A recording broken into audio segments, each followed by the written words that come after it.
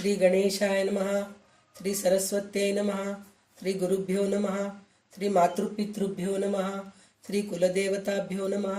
ओम श्री परमात्मने नमः. आपले आता 15 दशक संपलेले आहेत. जवळजवळ सगळे विषय होऊन गेलेलेच आहेत, पण तरी सुद्धा आपल्याला अजून चांगलं कळावं अध्यात्म म्हणजे काय आहे आणि अद्वैत म्हणजे काय आहे, आणि महत्वाचं म्हणजे मी आणि माझं हे कसं विसरावं. ह्याच्यासाठी म्हणून आपल्याला परत परत रामदास स्वामी तेच विषय घेत आहेत, पण ते गहन सांगतायत, म्हणजे का अति गूढ असं विषय सांगत आहेत.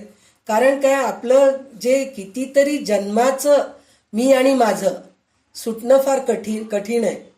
तर त्याच्यासाठी म्हणून रामदास स्वामी आपल्याला सारखं मी आणि माझं सुटण्यासाठी म्हणूनच आपल्याला पंचमहाभूते, त्रिगुण, परत आत्माराम म्हणजे काय, परब्रह्म म्हणजे काय, ब्रह्म म्हणजे काय, आणि सत्य काय आहे, असत्य काय आहे, अविनाशी काय आहे, आणि निरंतर टिकणार काय आहे, हे सगळं आपल्याला परत परत समजून सांगतायत.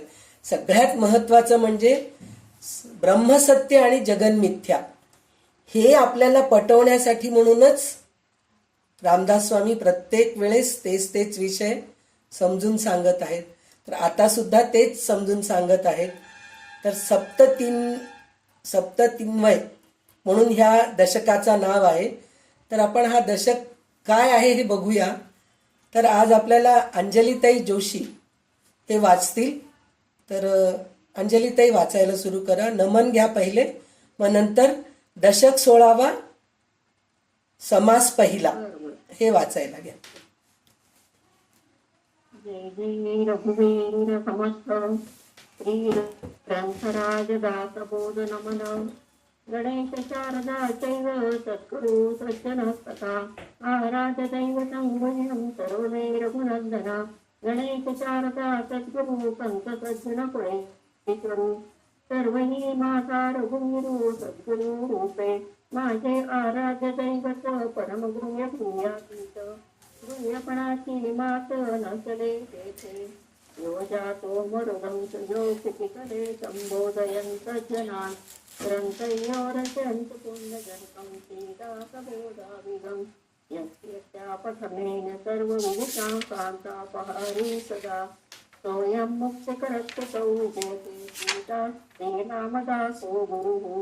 मला वाटते अंतरित्व वसावे जादासबोधाचितो बोध व्हावे. अपत्या परिपाववी प्रेमग्रासा महाराजया सद्गुरु रामदासा. ब्रह्मानन्दं परमसुखदं केवलं ज्ञानमूर्तिं द्वन्द्वातीतं गगनसदृशं तत्त्वमच्चादिलक्ष्यम्. एकं नित्यं विमलवचनं सर्वदी साक्षिभूतं भावातीतं त्रिगुणरहितं सद्गुरुं तं नमामि. गुरुर्ब्रह्मा गुरुर्विष्णु गुरुर्देवो महेश्वरः. गुरु साक्षात् परब्रह्म तस्मै श्री गुरुवे नमः. अनेन प्रियकान्तेयो भगवान् जानकी पतिः श्रीरामचन्द्र पूर्वेष्वास्माकं कुलदैवतं. श्रोता वक्ता श्रीराम समर्थो जय जय रघुवीर समर्थ. सुखाकारिके पूर्णवैराग्य जाते वसिष्ठा परिज्ञान योगेश्वराचे. स्वामी वाल्मिका सारिका मान्य ऐसा. नमस्कार माझा श्रीपद गुरु रामदासा. दशक 16वे सप्तजलय नाम. समास पहिला. वाल्मिकी स्तवन निरूपण नाम. श्रीराम धन्य धन्य तो वाल्मिकी ऋषी माझी पुण्यश्लोक. जयाचे नेहा त्रिलोक पावन झाला श्रीराम. भविष्य आणि शतकोटी हे तो नाही देखले दृष्टी. दांडोळीचा सकळ सृष्टी कृत नव्हे श्रीराम. भविष्याचे एक वचन सदा चित्त झाले प्रमाण. तरी आश्चर्य मानिती जन भूमंडळीचे श्रीराम. नसता रुग्णात अवतार नाही पाहिला शास्त्राधार. रामकथेचा विस्तार विस्तार लागेने श्रीराम. ऐसा जयाच्या वादळास ऐकोनी संतोषला महेश मग विभाजिले त्रैलोक्यास शतकोटी रामायण श्रीराम ज्याचे कवित्व शंकरे पाहिले इतरा नचवते अनुमानले राम उपासकाचे झाले परम समाधान श्रीराम तृप्ती होते थोर थोर बहुती केला कवित्व विचार परिवालिका सारिखा कवित्वर न भूतो न भविष्यती श्रीराम पूर्वी केली वृत्तकर्मे पडी पावन झाला राम नामे नाम जपता दृढ नेमे पुण्य सीमा सांडिली श्रीराम उपराटे नाम म्हणता वाचे पर्वत पुतले पापांचे देव उभारले पुण्याचे ब्रह्मांडावरचे श्रीराम वाल्मिके जेथे तप केले सेवन पुण्य पावन झाले काष्टी अंकुर फुटले तपोबळे जयांच्या श्रीराम पूर्वी होता वाल्या कोळी जीवघातकी भूमंडळी तो शिव वंदिले सकळी विभूती आणि भूतीश्वरी श्रीराम उपरती आणि अनुताप तेथे तेथे उदूल पाप देहांत ते पुण्यरूप दुसरा जन्म झाला श्रीराम अनुतापे आसन घातले ते हाती वाळू झाले तोचे नाम पुढे पडले वाल्मिकी ते श्रीराम वारुळाचं वाल्मिकी बोलतो म्हणून वाल्मिक नाम काढे जयांचा तीव्र कपे जिदे हृदय तपासांचे श्रीराम जो तापसा माझी श्रेष्ठ जो कवीश्वरामध्ये वरिष्ठ ज्याचे बोलणे स्पष्ट निश्चयाचे श्रीराम जो निष्ठावंतांचे बंधन रघुनाथ भक्तांचे भूषण त्यांची धारणा असाधारण साधका सुचडी करी श्रीराम धन्य वाल्मिकी ऋषीश्वर समर्थाचा कवीश्वर तयासी माझा नमस्कार सांग भावे श्रीराम वाल्मिकी ऋषी बोलिला न कसा तरी आम्हाची कैसे रामकथा म्हणून या समर्था काय म्हणून वर्णावे श्रीराम रघुनाथ कीर्ती प्रगट केली तेणे तयाची महिमा वाढली भक्त मंडळी सुखी झाली श्रवण मात्रे श्रीराम आपला काळ सार्थक केला रघुनाथ कीर्तीमध्ये बुडाला भूमंडळी उतरीला बहुत लोक श्रीराम रघुनाथ भक्त थोर थोर महिमा जयांचा अपार त्या समस्तांचा किंकर रामदास म्हणे श्रीराम श्रीदास बोधे गुरु शिष्य संवादे वाल्मिकी स्तवन निरूपण नाम समास पहिला जय जय रघुवीर संपूर्ण. तर या दशकाचं नाव सप्ततिन्वय असं नाव आहे. तर ह्याचं सप्ततिन्वयचा अर्थ काय म्हणून म्हणलं तर सप्ती असं सूर्याचं वंशाचं नाव आहे.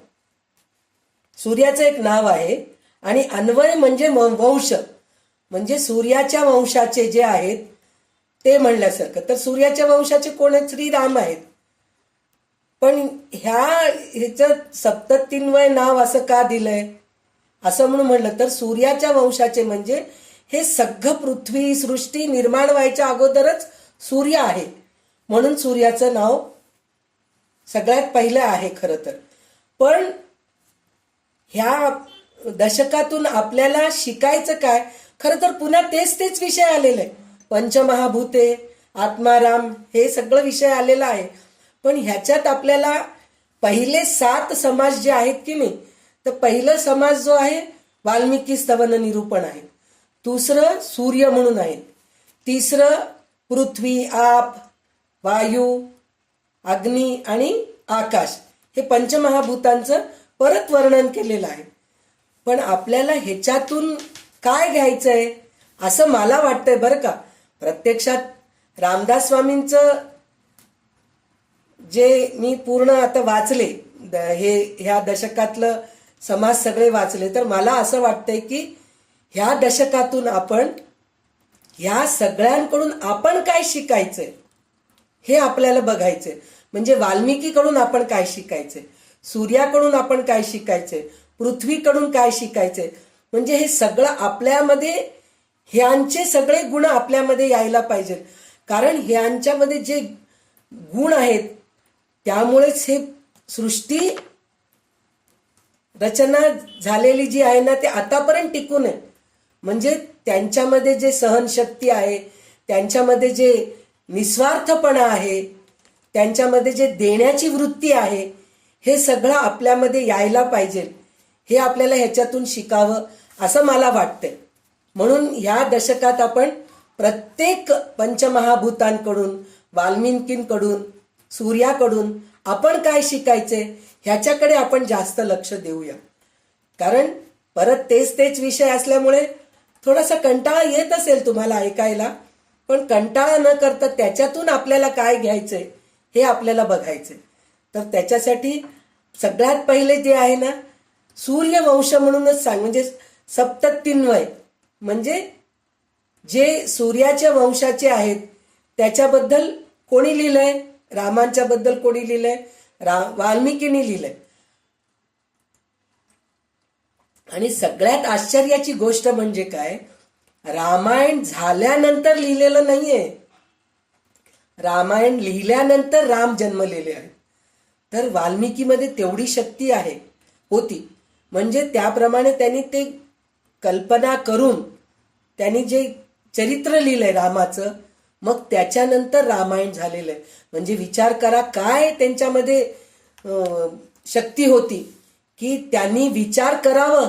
आता आपण बघतो ना, सिनेमा वगैरे बघतो, तर सिनेमामध्ये पण तसंच असतं, नाटक पण तसंच असतं. पहिले नाटक लिहितात, सिनेमाचे कथा लिहितात, मग सिनेमा हे करतात. पण हे सिनेमा नाटक आहे, पण हे प्रत्यक्ष घडलेलं आहे. म्हणजे रामायणातला राम हा जो आहे ना, आदर्श पुरुष, पुरुषोत्तम, हे जे घडलेले आहेत आणि त्यांच्याकडूनच आपल्याला सगळं काही शिकायचं आहे. तर त्याच्यासाठी म्हणून वाल्मिकी स्तवन म्हणून पहिलं समासाचं नाव त्यांनी वाल्मिकीचंच घेतलेलं आहे. कारण सूर्यवंशाचे जे राम आहेत त्यांचे जे चरित्र लिहिलेले आहेत ते वाल्मिकी आहेत. आणि वाल्मिकी कसे झालेत? पहिले वाल्ह्या कोळी होते ते. म्हणजे वाल्ह्या कोळी हे तुम्हाला सगळ्यांना माहीत असलेलीच गोष्ट आहे. पण समर्थांनी आपल्याला हे कशासाठी सांगतायत की त्यांच्याकडून आपण हे सगळं शिकायचं आहे म्हणून. तर पहिले ते सगळ्यांना मारत होते. मारा मारा मारा म्हणूनच मारायचे. ते मारा मारा मरा म्हणायचं, ते राम राम रामा रामा रामा असं झालेलं आहे. म्हणजे ते उलट म्हणत गेले, मारा मारा म्हणत गेले, ते रामा रामा झालं. म्हणजे ते नामजप तर ते होतच गेलं त्यांचं. पण त्याच्यानंतर जेव्हा नारद मुनी आले वाल्मिकी ऋषीकडे, वाल्याकोलीकडे येऊन म्हणाले तू एवढं पाप करतोयस. म्हणजे त्यांना नारदाला सुद्धा ते मारायला गेले.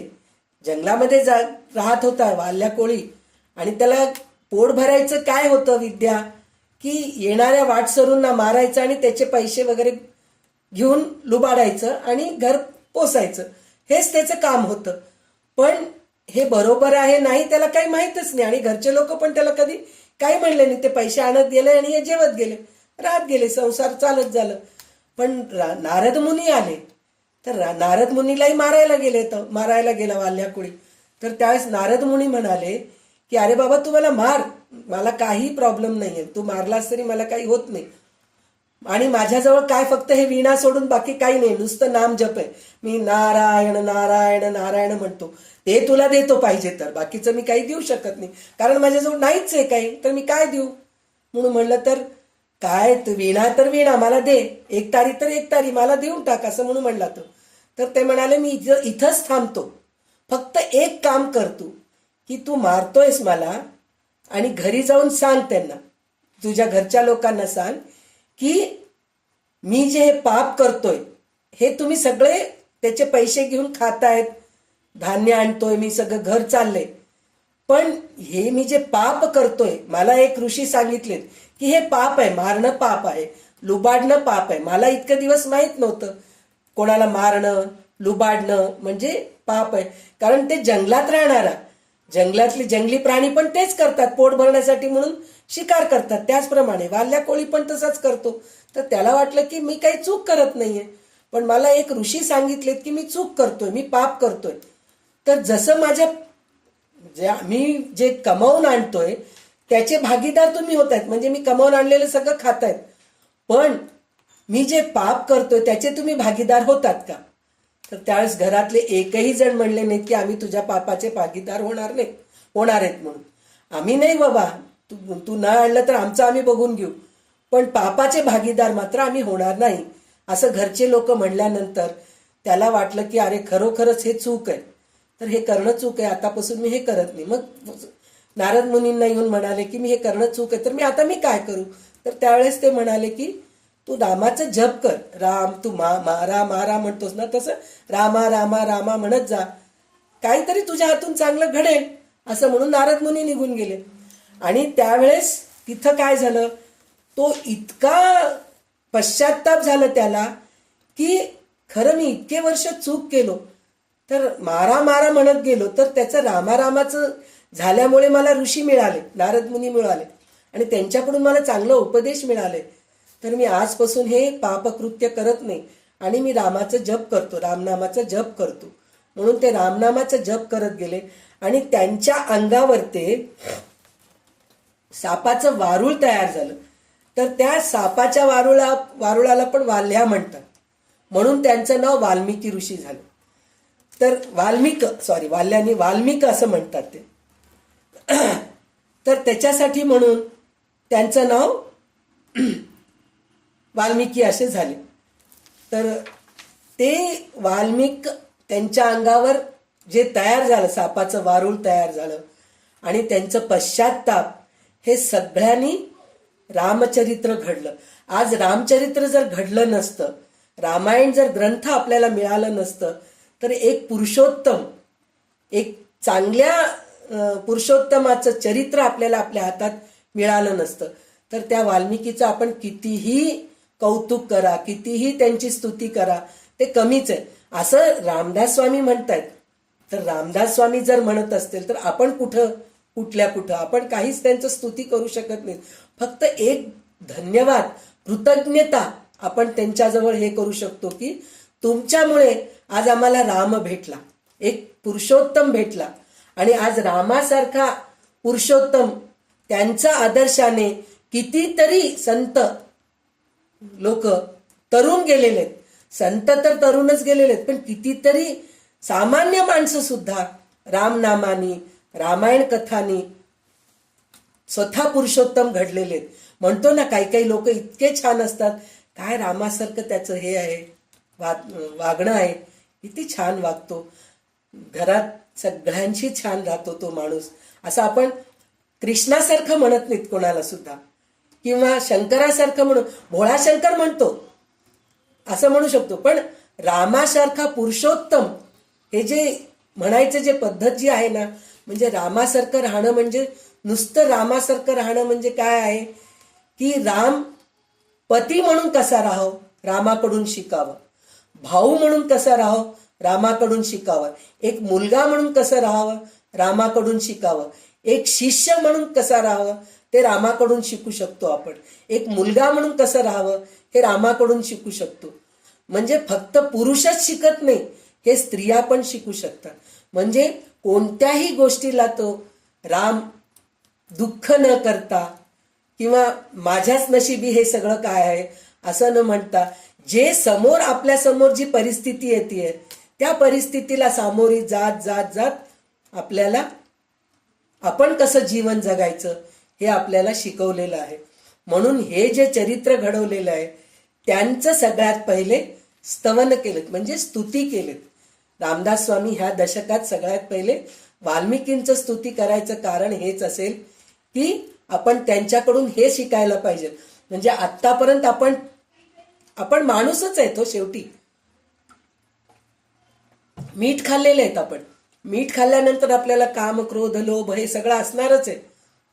तर त्या काम, क्रोध, लोभ, मोह मध्ये आपण काहीतरी चुक्या केलोच असेल, पण ह्या चुक्याचा भागीदारी कोणी होत नाही. ते चुक्यांचं पाप जे आहे ना, ते आपल्याला संचित होऊन पुढे किंवा ह्या जन्मात सुद्धा भोगावंच लागतं.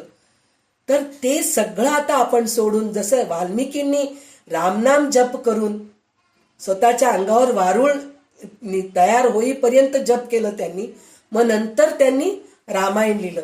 तर त्याचप्रमाणे आपण सुद्धा नाम जप, स्तुती करत करतच आपण पुढे जायचं. आता ह्या वयात काही म्हणते ह्या आपण आपल्या या ग्रुपमध्ये लहानाचे असतील मोठे पण असतील, पण जे माझ्यापेक्षा लहान आहेत ते खूप नशीबवान आहेत. कारण त्यांना माझ्यापेक्षा एक 2-4 वर्ष सुरुवातीपासून त्यांना ह्या गोष्टीची आवड लागलेली आहे. अध्यात्म श्रवण करायचं, ऐकायचं. श्रवण करणं म्हणजे ऐकणंच आहे. आणि अशा वातावरण सत्संग करणं, संतांच्या सोबत राहणं, हे सगळं त्यांना आधीपासूनच येते. हे सगळं पूर्वजन्माचंच सुकृत आहे. म्हणूनच या सगळ्या गोष्टी होत आहेत. तर सगळ्यांनी हे समजून घ्यायला पाहिजे. समजून घ्यायची गरजच नाहीये. आपण सगळेजणी समजूतदार आहात म्हणूनच या सगळ्या गोष्टी तुम्ही करत आहात. चांगल्या गोष्टी ऐकत आहात, सत्संग करत आहात. एकही दिवस 3 ते 5 क्लास बुडवत नाहीत. तर हे सगळं चांगले लोक आहात तुम्ही, म्हणूनच या सगळ्या गोष्टी होत आहेत. तर आपल्याला ह्या वाल्मिकीसारखं व्हायचंय हे शिकवण्यासाठी म्हणूनच आपल्याला रामदास स्वामी वाल्मिकींचं स्तवन केलेलं आहे. हे मला समजलं म्हणून मी सांगतेय. तर आपण आजपासून आपण सुद्धा त्याचप्रमाणे आतापर्यंत आपण तसेच आहोत, पण अजून जास्ती भर घालू आपण की नामजपावरते, स्तुतीवरते, दुसऱ्या गोष्टीकडे लक्ष न देता जास्तीत जास्त आपण आपल्या मुखामध्ये भगवंताचं नाव कसं येईल. तुम्ही विष्णू सहस्रनाम म्हणा किंवा शंकराची स्तुती करा किंवा तुमच्या कुलदेवतेची स्तुती करा किंवा सौंदर्य लहरी म्हणा, गीता म्हणा, भगवद्गीता म्हणा, दासबोध वाचा, ज्ञानेश्वरी वाचा, काहीही वाचा. पण अजून वेळ वाढवायचा प्रयत्न करायचा आहे आपल्याला. कारण काय, आता आपल्याला वाल्मिकींच्या आतापर्यंत आपल्याला माहित होतं, वाल्मिकीचं कथा माहित आहे की वाल्मिकी कसा झाला, काय झाला, हे सगळं आपल्याला माहित आहे. पण आज आपण रामदास स्वामींकडून हे उपदेश घेतोय. म्हणून आजपासून आपण हेच करायचं की संकल्पच करायचं की मी दररोज 4 तास मी देवाचं नामस्मरण करत होते, आजपासून 4 तास 5 मिनिटं करेन. किंवा मी दररोज फक्त 5च मिनिटं मी देवाचं नामस्मरण करत होते, तर आज कमीत कमी आजपासून मी 10 मिनिटं करेन. असा आपण संकल्प घेऊन आजपासून सुरू करायचा आपण प्रयत्न करूया. कारण रामदास स्वामींचा उपदेश आहे म्हणून आपण हे करूया. आता दुसरा जो समास आहे सूर्यस्तवन, म्हणजे सूर्याचं बद्दल आहे हे. तर सूर्य कसा आहे हे सुद्धा आपल्याला बघायचंय. तर आता आपल्याला अंजलीताई वाचून दाखवतील.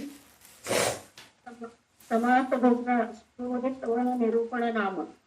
श्रीराम धन्य धन्य हा सूर्यवंश, सकळ वंशामध्ये विशेष, मार्तंड मंडळांचा प्रकाश, हा कला भूमंडळी. श्रीराम सोमा अंगी आहे लांछन,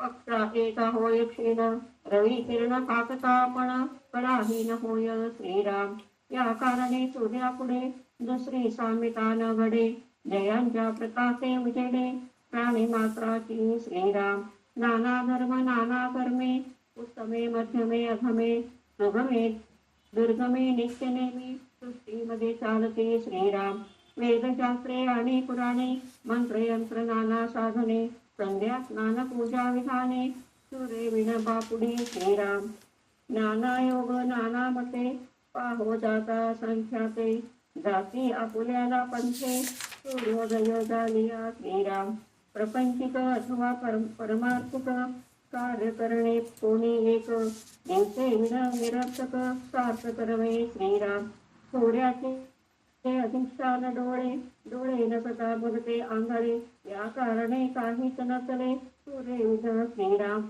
म्हणाला अंध कवित्वे करती, तरी हे सूर्याची सगती, थंड झाली या फुली मती, मग मती प्रकाश कैसा. श्रीराम उष्ण प्रकाश तो सूर्यांचा, शीत प्रकाश तो चंद्रांचा, उष्णत्व नसता देहांचा, घात होय. श्रीराम या कारणे सूर्यविण सहासन केले कारण, श्रोते कमी विचक्षण शोधून पहा. श्रीराम हरिहरांच्या अवतार मूर्ती, शिवशक्तीचा अनंत व्यक्ती, यापूर्वी होता विभक्ती, आताही आहे. श्रीराम इतके संसाराची आले, इतके सूर्याखाली वर्तले, अंती देह त्यागून गेले प्रभाकराव देखता श्रीराम.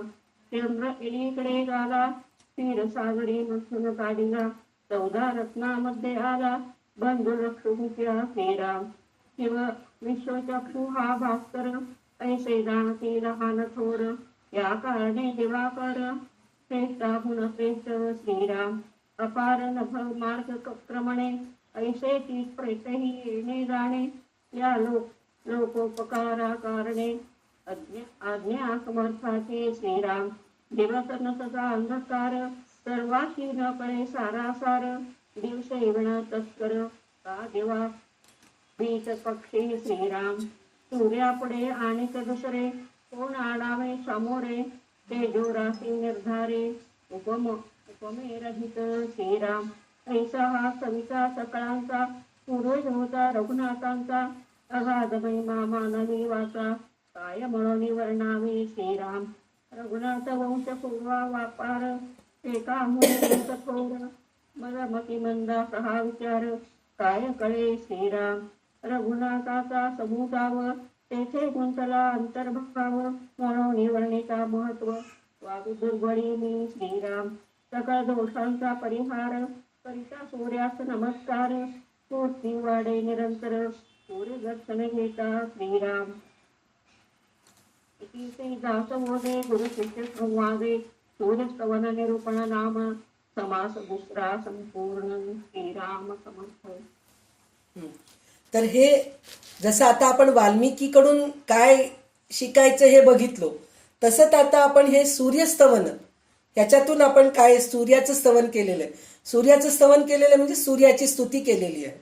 तर सूर्याला का त्यांनी स्तुती केली आहे त्याचं कारण असं आहे. एक तर रात्रीचा अंधकार, आपण रात्र झालं की कसं आपल्या अंगामधलं शक्ती तुम्ही बघा. पुष्कळ लोकांना मी बघतीये, त्याचं पुष्कळ लोकांचं काय माझा स्वतःचा अनुभव असे, जसं सूर्योदय होत राहतं ना तसं माझ्या अंगामध्ये शक्ती आल्यासारखं ऊर्जा आल्यासारखं वाटतं. आणि जसं जसं सूर्यास्त होत राहतं ना की अंगातली शक्ती हळूहळू हळूहळू कमी होत जातं. मग आपण थकून जातो, मग रात्री झोपून जातो. परत सूर्य उगवलं की परत आपल्याला अंगामध्ये स्फूर्ती येते. म्हणजे सूर्यामध्ये ही शक्ती जी आहे की नाही त्याच्यामुळेच, कारण सूर्यामध्ये गरमी आहे, गरम असल्यामुळेच आपण जगत आहोत. म्हणजे आपल्या अंगामध्ये गरम आहे म्हणूनच हातपाय थंड पडले हो असं म्हणतो की नाही. बरं, खूप बरं नाहीये हो मला, हातपाय थंड, घाबरून गेले मी एकदम, हातपायच थंड झाले पहा. म्हणजे हातपाय थंड होणं जे आहे की नाही म्हणजे आपल्या अंगामधली जी शक्ती ऊर्जा कमी होणं हे बरोबर नाहीये. त्याचं कारण काय म्हणजे शक्ती कमी होऊन गेल्यासारखं. तर हे ऊर्जा कोणाकडून मिळतं आपल्याला? सूर्याकडूनच मिळतं. तर सूर्य आता पहा, आजकाल डॉक्टर सुद्धा म्हणतात विटॅमिन B12 असं कमी झालंय तुमच्या अंगात, त्याच्यासाठी मेडिसिन्स देत आहेत, औषधं देत आहेत. पण त्याच्यापेक्षा आपण दररोज सूर्याच्या किरणामध्ये एक 10-15 मिनिटं, फक्त 10-15 मिनिटं सकाळी उगवलेलं जे सूर्य आहे त्याच्या समोर जर आपण बसलो, त्या सूर्योदयाच्या सूर्याच्या किरणाच्या मध्ये आपण बसलो तर आपल्याला विटॅमिन B12 कमी होत नाही, आपल्या अंगामधलं ऊर्जा कमी होत नाही, काही कमी होत नाही. तर हे आपल्याला जरुरी आहे. कारण आजकाल काय झालंय, आपण फ्लॅटमध्ये राहतो. पहिले कसं होतं, आपलं स्वतःचं घर राहायचं, अंगण राहायचं, अंगणामध्ये आपण झाडू सारवण करायचं, तुळशीला प्रदक्षिणा करत होतो आपण. परत काय झाडं झुडपं राहायचे आपल्या घरामध्ये, त्याला पाणी घालण्यासाठी म्हणून आपण बाहेर जायचो. हे सगळं आपण करायचो आणि बाहेर जाऊन भाजी वगैरे विकत आणायचं. काहीतरी कारणाने आपण बाहेर निघत होतो, काही मैत्रिणींची गप्पा मारायला म्हणून काय का होईना, काही ह्या कंपाऊंड वॉलमध्ये थांबून बोलायचं, असं सगळं करत होतो. पण आता तसं राहिलं नाही, आपण फ्लॅटमध्ये आहोत. तर फ्लॅटमध्ये सूर्योदय झालेलंही कळत नाही, हेही कळत नाही. आहे बऱ्याच लोकांचे घर म्हणतात हो खूप व्हेंटिलेटेड आहे हो घर, एकदम प्रकाशमान आहे, छान आहे, उजेड आहे घरामध्ये. पण सूर्योदयाचे किरण साठी म्हणून आपल्याला काय करावं लागतं, स्पेशल जावं लागतं, बाल्कनीमध्ये जाऊन बसावं लागतं. पहिले तसं नव्हतं, आपोआप आपल्याला मिळून जात होतं. झाडणं सारवणं करणं, सडा टाकताना, रांगोळी घालताना, झाडांना पाणी घालताना, काहीतरी करताना आपल्याला सूर्योदय मिळायचं. पण आता आपल्याला त्याच्यासाठी जाऊन बसावं लागतं. तर ह्याच्यासाठी म्हणून आपल्याला फुकट मिळतंय, आपल्याला काही पैसे खर्च करावं लागत नाहीये. पण हेच आपण डॉक्टरकडे गेले की मग त्याच्यासाठी टॅबलेट्स देतात, टॉनिक देतात, त्याच्यासाठी पैसे खर्च करावं लागतं. बरं, तेवढं करून साईड इफेक्ट्स पुन्हा त्याचे आपल्याला. तर त्याच्यापेक्षा हे सूर्याकडून आपल्याला ऊर्जा घेणं हे आपल्याला जरुरी आहे. म्हणजे सूर्याची ऊर्जा किती आपल्यामध्ये जरुरी आहे हे महत्वाचं आहे. आणि त्याचप्रमाणे जर ऊर्जा, आपल्यामध्ये पण ऊर्जा आहे, आपल्यामध्ये पण एक स्फूर्ती आहे, तर आपण 4 लोकांना काहीतरी हे करू शकतो. आपणच मरगळल्यासारखं काय की मला वस्तीच होत नाही, बरंच नाहीये, मग आपल्याला बघून कोणाला तरी उत्साह येईल का? कोणालाही येत नाही. तर पहिले आपल्यामध्ये ऊर्जा राहायला पाहिजे. म्हणजे पहिले आपण सूर्यासारखं राहायला पाहिजे ते सांगितले. आणि त्याच्यामध्ये सूर्याचं स्तवन करताना त्यांनी अजून एक गोष्ट काय सांगितलंय, सूर्याच्या खालून कोणतीही गोष्ट जात नाही. जे पाप करतात ते सूर्याला लपून करतात, रात्री करतात. चोरी करणं, वाईट कर्म करणं, हे सगळं जे आहे की नाही अंधारात करतात. म्हणतात ना ब्लॅक मनी. ब्लॅक मनी म्हणजे काय? काळा पैसा. काळा पैसा म्हणजे काळा केव्हा होतो? अंधारात होतो. म्हणजे सूर्य नसताना काळोख पडतो असं असतं. चंद्र सुद्धा आपल्याला आकाशात दिसतो, सूर्य सुद्धा आकाशातच दिसतो आपल्याला. म्हणजे नवग्रहामध्ये तो एक ग्रह आहे आणि तो दिसणारा ग्रह आहे आपल्याला. पण चंद्रामध्ये तरी हे आहे, काय म्हणतात, कलंक आढळतो. कलंक आढळतो म्हणजे काय? 15 दिवस वाढतो, 15 दिवस कमी होतो आणि अमावस्याच्या दिवशी तर दिसतच नाही असं असतं. पण सूर्य तसा नाहीये बरं का.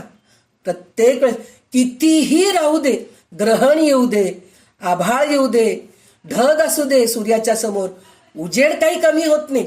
दिवा लावून बघावं लागत नाही आपल्याला, काही दिवा लावावा लागत नाही, उजेड असतो. पण तेच सूर्य अस्त झाला की मात्र मग आपल्याला दिवा लावावा लागतो. म्हणजे दुसरं आपल्याला शक्ती घ्यावं लागतं. कंदील लावा, वीज लावा किंवा मेणबत्ती लावा, असं काहीतरी आपल्याला बॅटरी लावून बघावं, हे सगळं करावं लागतं. पण सूर्य उदय झाल्यानंतर कितीही राहू दे, आपण दरवाजे बंद करून बसलो तर आपल्याला आजकाल ते फॅशन झाले. चांगलं उजेडाचं घर घ्यायचं, व्हेंटिलेटेड घर आहे बरं का, एकदम प्रकाशमय घर आहे, पण सगळ्या घरांना पडदे लावायचं आणि दिवा लावून बसायचं. फॅशन ते काय पीओपी करतात आणि दिवे लावतात, शँडलियर काय की म्हणून ते सगळं लावतात, झुंबरचे दिवे लावतात. म्हणजे हे सगळं अवकाळी रूप आहेत. म्हणजे जे प्रत्यक्ष सूर्योदयाचं उजेड न घेता पडदे लावून टाकून दिवे लावत बसायचं, हे आजकालची पद्धत झालेली आहे. त्याच्यामुळेच हे सगळे रोगराई यायला लागलेत. म्हणजे चंद्रामध्ये कलंक आहे, सूर्यामध्ये नाहीये. म्हणजे सूर्य जर आभाळ जरी आलं, ढग जरी सूर्यासमोर आला तरी अंधार पडत नाही. थोडासा उजेड कमी होतो, पण आपण पुस्तक वाचू शकतो, वस्तू दिसतात आपल्याला, सगळं काही दिसतं. पण सूर्यास्त झाल्यानंतर आपल्याला काहीही दिसत नाही. हे घ्यायचं. आणि सगळ्यात महत्वाची गोष्ट म्हणून म्हणलं तर सूर्याचं महत्वाचं गोष्ट काय घ्यायचंय आपल्याला, की तो त्याच्यामध्ये इतकं गरम आहे, गरमी आहे, ऊर्जा आहे, त्याच्यामुळे नुकसान सुद्धा होतं बरं का. काही लोकांना सनस्ट्रोक होतात. सूर्याचं जास्त आपल्यावर ते जर किरण पडले, आपण उन्हामध्ये खूप फिरलो तर आपल्याला सनस्ट्रोक होऊन ताप येतो की नाही. पण सूर्य म्हणतो का, अरे माझ्या उजेडांनी, माझ्या किरणांनी लोकांना त्रास होऊ लागले, मी कमी उजेड देतो असं म्हणतोय का? नाही, माझं काम आहे, मी तेवढं करायलाच पाहिजे असं तो रोज सूर्य किरण देत असतो, त्याचं काम तो करत असतो. त्याचप्रमाणे आपण सुद्धा तसंच राहायला पाहिजे. एकाशी चांगलं राहणं, एकाशी वाईट राहणं, हे ते सूर्यामध्ये ते बुद्धीच नाहीये. सगळ्यांना एकसारखं तो उजेड देतो. तुम्ही त्याच्यातून सोलार सिस्टम निर्माण करा किंवा तुम्ही त्याच्यामध्ये सनस्ट्रोक व्हा, मला काही फरक पडत नाही, मी माझं ऊर्जा देत राहतो असं तो सूर्य म्हणत राहतो. म्हणून तो सूर्याकडून आपण शिकायचे. आणि ह्याच्यामध्ये 15व्या ह्याच्यामध्ये काय सांगितलेलं आहे, विश्वचक्षु हा भास्कर ऐसे जाणती लहान थोर, या कारणे दिवाकर श्रेष्ठाहून श्रेष्ठ म्हणून सांगितलंय. म्हणजे विश्वचक्षु म्हणजे ह्या विश्वाचा चक्षु म्हणजे डोळे. म्हणजे ह्या पूर्ण विश्वाला चक्षु, डोळे सूर्य आहे. आपण जेव्हा विश्वरूप दर्शन बघतो किंवा विराट रूप भागवतामध्ये बघतो तर त्याच्यामध्ये डोळे म्हणजे चंद्र सूर्य म्हणूनच सांगितलेलं आहे. म्हणजे हे डोळे जे आहेत ना, हे डोळे असल्यामुळेच आपण सगळं काही बघू शकतो की नाही. सूर्याचं डोळे. आणि आपण जे आता नवीन नवीन जे आता जुनं आहे नवीन आहे मला माहित नाही, पण आत्ता आपण ऐकलेलं जे मकरंद बुवांनी म्हणलेलं, प्रार्थना देवा तुलाही, तू सदा जवळी राहा, मी जिथे जाईन तेथे प्रेमदृष्टीने पहा, म्हणून जे आपण प्रार्थना आहेत ना, त्याच्यामधले एक लाईन, एक ओळ असं दे, तू नभाच्या लोचनानी सर्व काही जाणसी म्हणून म्हणलेलं आहे. म्हणजे तू नभाच्या लोचनानी, लोचन म्हणजे डोळे, म्हणजे नभाचा लोचन म्हणजे नभामध्ये असलेला जो डोळे आहे ते सगळं तू पाहून तू सगळं काही जाणतोस, तसा तू आहेस. म्हणजे त्याप्रमाणे आपण सुद्धा राहायला पाहिजे. म्हणजे समोरच्या माणसाचं सुख दुःख आपल्याला ओळखता यायला पाहिजे. त्याप्रमाणे आपण त्यांच्याशी संभाषण करायला पाहिजे. आपण आपलंच विचार करत असतो, आपण आनंदी आहो ना की सगळ्यांच्या आनंदाने, हो मग समोरचा माणूस दुःखात आहे हे सगळं काही बघत नाहीत, आपलंच सांगत राहतो. आमच्याकडे असं झालं, ते समोरचा माणूस बिचारा दुःखात असतो, ते काय ऐकणार, तो त्याच्या मनात नसतं. आणि काही वेळेस असं होतं, आपल्याला दुःख झालेलं असतं, आपलं दुखणं असतं किंवा घरात काहीतरी झालेलं असतं, तर समोरच्या माणसाकडे जाऊन रडगाणं सुरू कर, काय करावं, असं झालं आमच्या घरी, असं झालं, काय करावं, कंटाळ येऊ लागले, हो जगाव वाटणं पहा, असं म्हणून रडगाणं सुरू करतो. म्हणजे हे असं नकोय. तू नभाच्या लोचनाने सर्व काही जाणसी, म्हणजे सूर्यासारखं आपण सगळं काही जाणायला पाहिजे. समोरच्या माणसाचं मन ओळखून त्याप्रमाणे आपण वागायला पाहिजे. ही आपल्यामध्ये शक्ती यायला पाहिजे, हे आपल्यामध्ये गुण यायला पाहिजे. शक्ती म्हणल्यापेक्षा हे सूर्याचं गुण आपल्यामध्ये घ्यायला पाहिजे. तर तसं आपण जर झालो तर सगळ्यांचे आवडते होतो.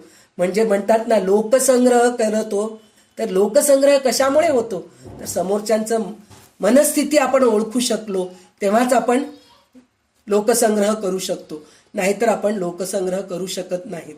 तर हे आपल्याला सूर्याकडून शिकायचंय.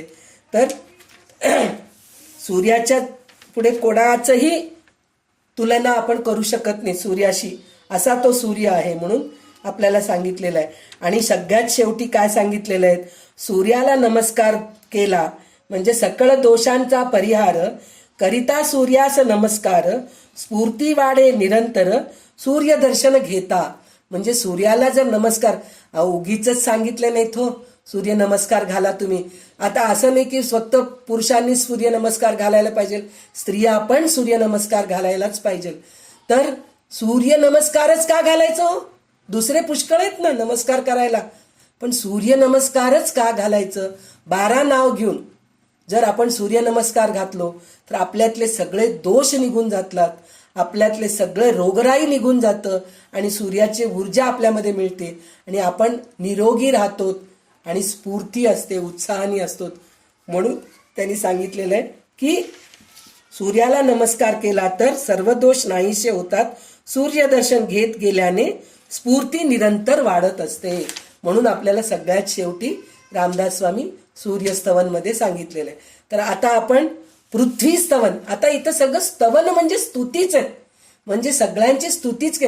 रामदास स्वामी आहेत हो, ते सहज नाही आहेत, ते सगळ्यांची स्तुती करून म्हणतात ना, कोणालाही जर आपल्याला जवळ करून घ्यायचंय तर त्यांची स्तुती केलं, तू किती छान आहेस ग, तुझ्यामध्ये किती चांगले गुण आहेत, तू सगळ्यांची किती छान. आणि सगळ्यात महत्वाची गोष्ट, आपल्याजवळ जे येतात की नाही ते गोंधळी लोक किंवा ते देवीची मुखोटे घेऊन भिक्षा मागायला जे येतात की नाही, तांदूळ द्या मला, हे करा, तर सगळ्यात पहिले येऊन ते काय बोलतात आपल्यासमोर, तू खूप छान आहेस ग मनानी बाई, तू सगळ्यांचं करतीस पण तुला कोणी ओळखत नाहीत, असं म्हणून सुरुवात करते ती आपल्याला. म्हणजे आपल्याला स्तुती करून आपल्या पोटात शिरती आणि आपल्याकडून सगळं लुबाडून काही घेऊन जात नाही, पण आपल्याकडून सगळं घेऊन जाते. म्हणजे गोड बोलणं हे जे आहे ना, आपण रामदास स्वामींकडून तसं म्हणून ते नुसतं गोड बोलून करणारे नाही आहेत, जिथं फटके द्यायचे तिथं फटके सुद्धा दिलेले आहेत आपल्याला, तसे आहेत रामदास स्वामी.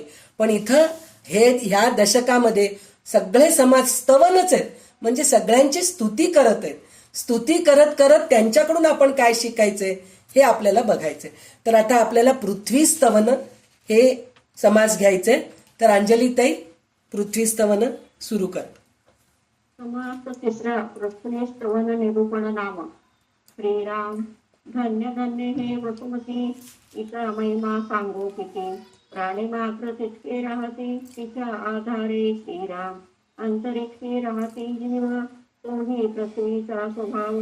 देह जड नसता जीव, ते तवती श्रीराम. जाळीती पोळीती कुदळीती, नांगरती उकरती खाणती. मळमूत्र तिजवडी करीती, आणि मन श्रीराम. नासके कुंजके जर्जर, रश्मी विण पैसे ठार. देहांत काळी शरीर, तिजवर पडे श्रीराम. बरे वाईट सकळ काही, पृथ्वी विण फार नाही. नाना धातू द्रव्यतेही, भूमीचे पोटी श्रीराम. एकास एक संहारिती, प्राणी भूमीवरती असती. भूमी सांडुनी जाती, कोणीकडे श्रीराम. गडकोट पुरे पट्टणे, नाना देश कळती अट्टणे. देव दानव मानव राहणे, पृथ्वीवरी श्रीराम. नाना रत्ने हिरे परीस, नाना धातू द्रव्यास गुप्त. प्रगट करावयासा, पृथ्वी विण नाही श्रीराम. मेरू मंदार हिमाचळ, नाना अष्टकुळा चळ. नाना पक्षी मत्स्य व्याळ, भूमंडळी श्रीराम. नाना समुद्र पैलीकडे, भोवते आवरणौदते कडे. असंभाव्य तुटलेकडे, भूमंडळाचे श्रीराम. त्यामध्ये गुप्त विवरे, लहान थोरे अपारे. तेथे निबिड अंधकारे, वस्ती तुझे श्रीराम.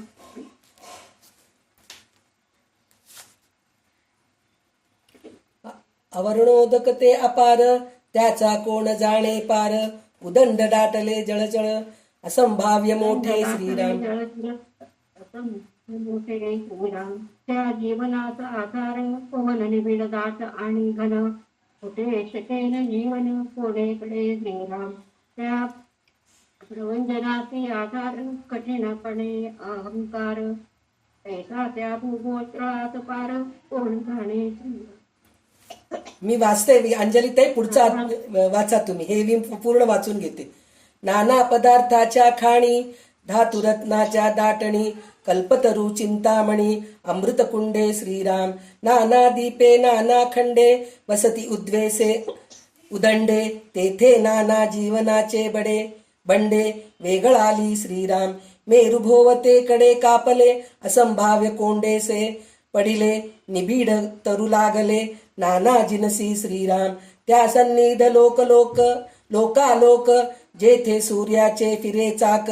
चंद्राद्री द्रोणाद्री मैनाक, महांगिरी श्रीराम.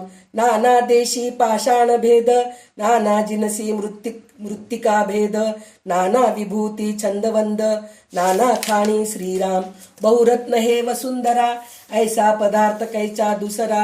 अफाट पडिले सैरा वैरा, जिकडे तिकडे श्रीराम. अवघी पृथ्वी फिरोन पाहे, ऐसा प्राणी कोण आहे. दुजी तुळना न साहे, धरणी विषयी श्रीराम. नाना वल्ली नाना पिके, देसो देसी अनेके. पाहो जाता सारिखे, ऐके नाही श्रीराम. स्वर्ग मृत्यू आणि पाताळे, अपूर्व दचिली 3 ताळे. पाताळ लोकी महाम व्याळे, वस्ती की जय श्रीराम. नाना वल्ली बीजांची खाणी, ते हे विशाळ धरणी. अभिनव कर्त्याची करणी, होऊन गेली श्रीराम. गडकोटे नाना नगरे, पुरे पट्टणे मनोहरे. सकळांठाई जगदेश्वरे, विस्तिकी जय श्रीराम. महांबळी होऊन गेले, पृथ्वीवरी चैताळले. सामर्थ्ये निराळे राहिले, हे तो घडे ना श्रीराम. असंभाव्य हे जगती, जीव किती एक जाती. नाना अवतार पंगती, भूमंडळावरी श्रीराम. सध्या रोकडे प्रमाण, काही करावा न लगे अनुमान. नाना प्रकारचे जीवन, पृथ्वीचे नि आधारे श्रीराम. किती एक भूमी माझी म्हणती, शेवटी आपणची मरोनी जाती. कित्येक काळ होता जगती, जैसी तैसी श्रीराम. ऐसा पृथ्वीचा महिमा, दुसरी काय द्यावी उपमा. ब्रह्मादिका पासोनी आम्हा, आश्रयोची आहे श्रीराम. इति श्रीदास बोधे, गुरु शिष्य संवादे. पृथ्वी सवन निरूपण नाम समास तिसरा. श्रीराम समर्थ श्रीराम.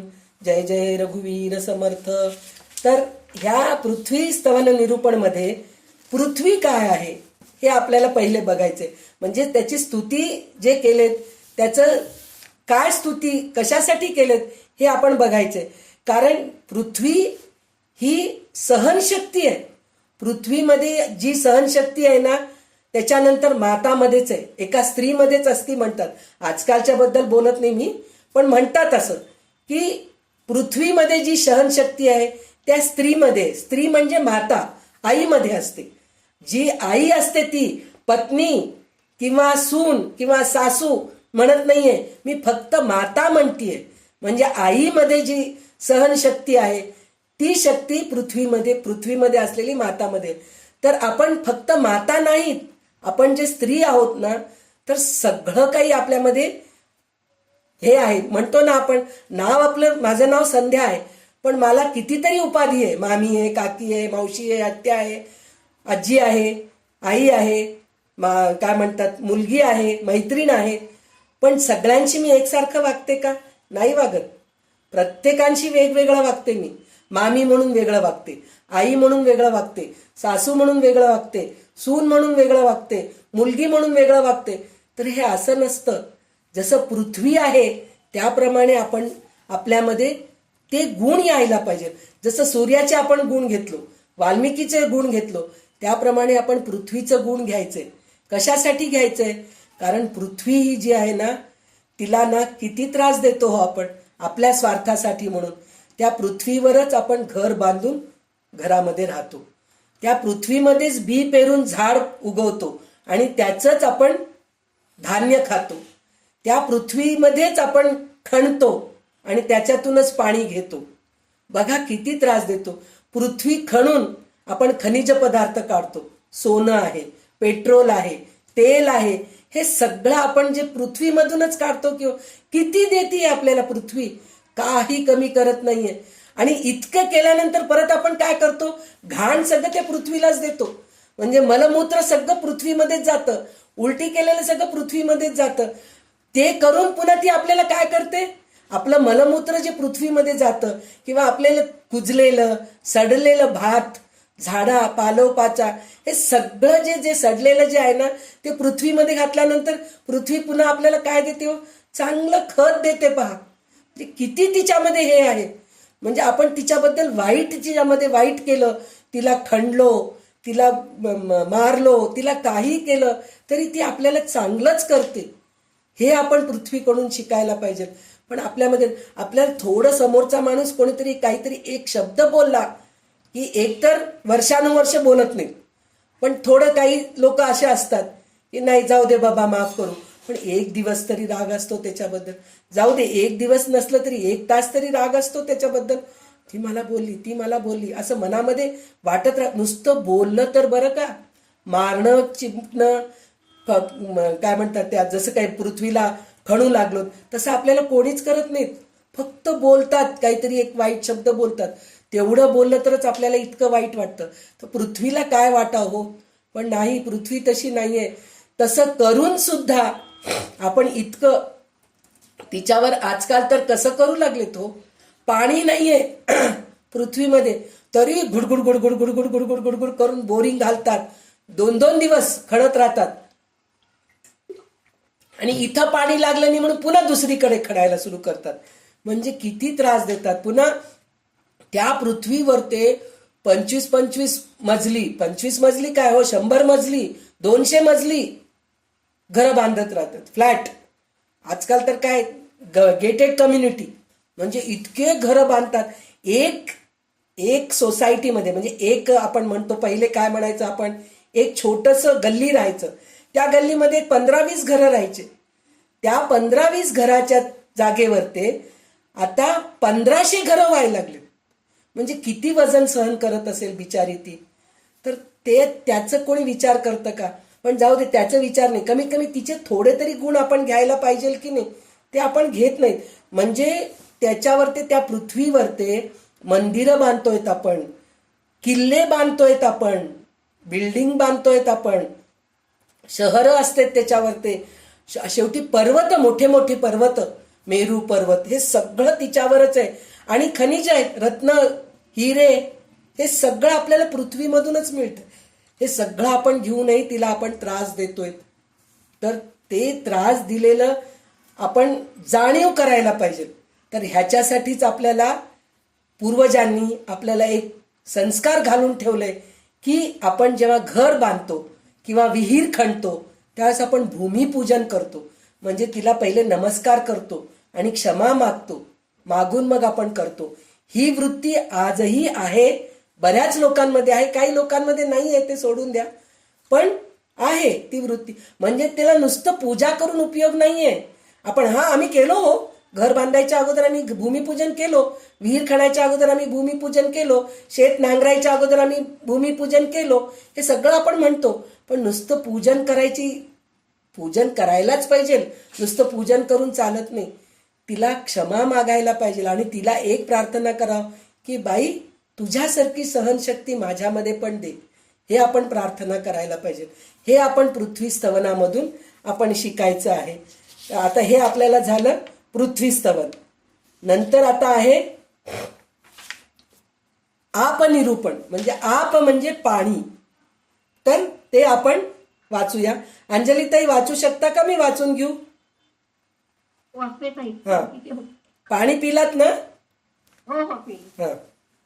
समास चौथा आप निरूपण नाम. श्रीराम आता सकळांचे जन्मस्थान, सकळ जीवाचे जीवन, जयाच आपो नारायण, ऐसे बोलिजे श्रीराम. पृथ्वीचा आधार आवरणोदक, सप्त सिंधूचे सिंधोदक, नाना मेघीचे मेघोदक, भूमंडळी चालिले श्रीराम. नाना नद्या नाना देशी, वाहत मिळाल्या सागराची, लहान थोर पुण्यराशी, अगाध महिमे श्रीराम.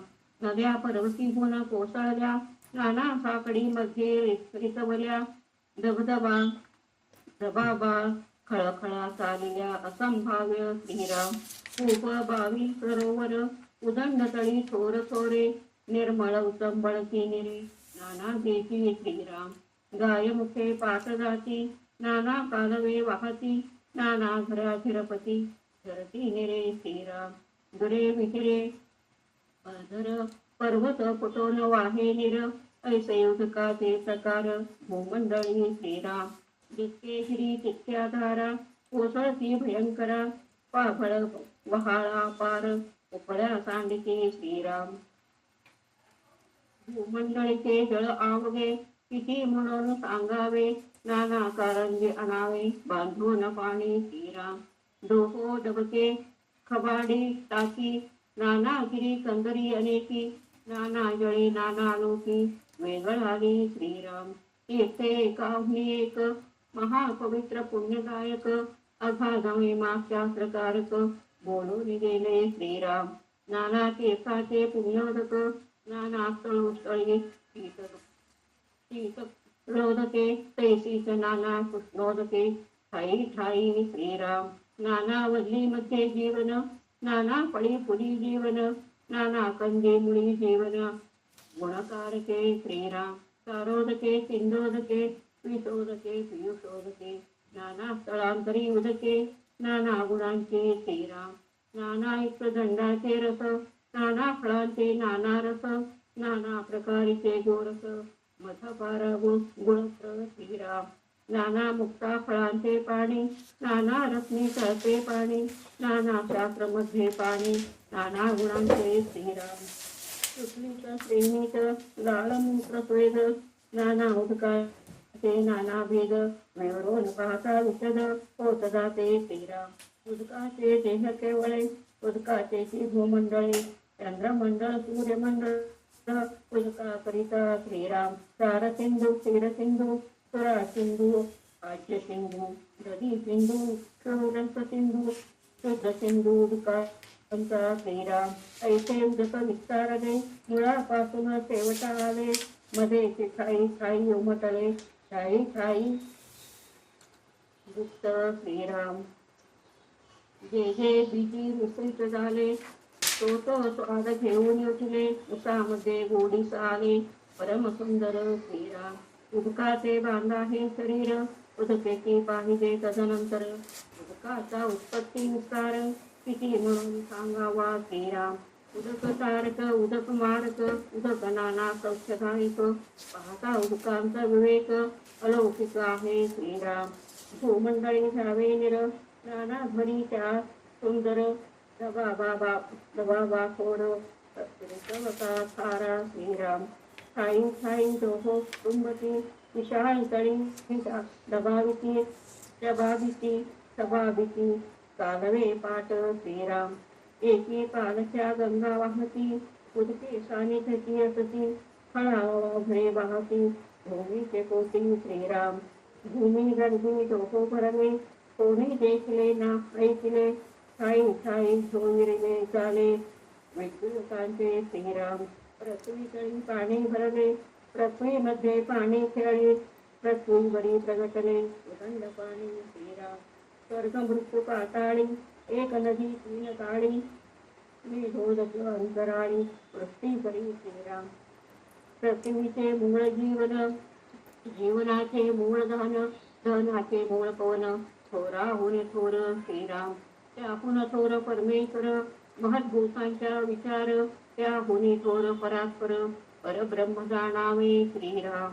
इति श्री दासबोधे गुरुशिष्य संवादे आप निरूपण नाम समास चौथा समाप्त श्रीराम समर्थ. हां, तर आता आपल्याला आपनिरूपण बघायचंय. आप म्हणजे पाणी, तर आपचं निरूपण आहे, म्हणजे आपाचं पण स्तवनच आहे, पण आपचं निरूपण म्हणजे आप म्हणजे काय आहे हे आपल्याला आता सांगतायत. तर ह्याच्यातून सगळ्यात महत्वाचं गोष्ट म्हणजे पाण्याकडून पण सगळं ह्या स्तवनामधून काय शिकायचं हेच बघतोय ना. तर अंजलीताई फोन म्यूट करा. तर ते आपल्याला काय शिकायचं हे पहिले बघूया आपण. म्हणजे पाण्याकडून आपण काय शिकायचंय. पाणी स्वच्छ निर्मळ आहे, पण पाण्याचे एक गुण काय माहितीये का, ती कशात मिसळली त्याच्यात मिसळून जाते. दुधात मिसळली पांढरी होते, चंदनामध्ये मिसळलं तर तिचा रंग चंदनासारखं होऊन जातं. आंब्याच्या रसात जर घातलं तर तिचा रंग पिवळा होतो. कोणत्या रंगात ती मिसळली त्याप्रमाणे. पाणी रे पाणी तेरा रंग जैसा जिसमें मिलाया उसी रंग जैसा म्हणून म्हटलेलं आहे. म्हणजे तू कशामध्ये मिसळलं त्याच्यासारखं होऊन जाते. म्हणजे आपण सुद्धा ते गुण घ्यायचे पाण्याकडून. म्हणजे ह्याच्यातून आपण काय शिकायचंय, तर लहान मुलांच्या सोबत आपण आहोत. लहान लहान मुलं असतात, तर त्यांच्या सोबत राहून मी मोठी आहे, मी आजी आहे म्हणून जर आजीसारखं त्यांना रागवायला सुरू केलो किंवा सतत त्यांना उपदेश द्यायला गेलो तर ते मुलं आपल्याजवळ येतात का नाही. तर लहान मुलांबरोबर आपण लहान मुलांसारखंच त्यांच्याशी खेळत राहायचं, त्यांच्याशी बोबडं बोलायचं, त्यांच्यासारखं आपण काय गेम्स खेळायचे त्यांच्याबरोबर, त्यांच्या टॉपिकबद्दल बोलायचं, त्यांचे कविता म्हणायचे. जर केलं ना तर आजी ये ग आमच्या बरोबर बसून खेळ ग असं म्हणतात. नाहीतर त्या आजीकडे जावं वाटत नाही बाबा. त्या आजीकडे गेले की सारखं बडबड बडबड बडबड करत राहती, काहीतरी काम सांगत राहती. काही लोकांची सवय असतं पहा, बसलेले असतात, कोणी आलं की नाही, मला वस्ती होत नाही ग, थोडं ते वस्तू काढून दे ना, हे आणून दे ना. म्हणजे आलं की काम सांगतात. म्हणजे असं जर केलं तर ते मुलांना कंटाळा येतो की नाही. तर तसं न करता मुलांसोबत मुलांसारखं राहायचं. आणि तरुणींसमोर राहिलो समज आपण तरुण मुलं, तर त्यांच्यासारखं बोलायचं आपण. हो किती छान ना, त्या पिक्चरला शॉपिंगला गेलो होतो आम्ही, हो मी पण गेले होते, आम्ही पण तरुणपणी मस्त शॉपिंग करत होतो बरं का, आम्हाला पण मजा यायची. अजून काय शॉपिंग केलीस ग तू, असं जर त्या मुलींशी बोलत राहिलो त्या मुलींना पण उत्साह येतं. आणि नाही या आंटीशी आपण बोललं ना तर ह्या आंटी आपल्याशी छान बोलतात, ह्या आंटीला आपण आपल्या ग्रुपमध्ये जॉईन करून घेऊ बरं का.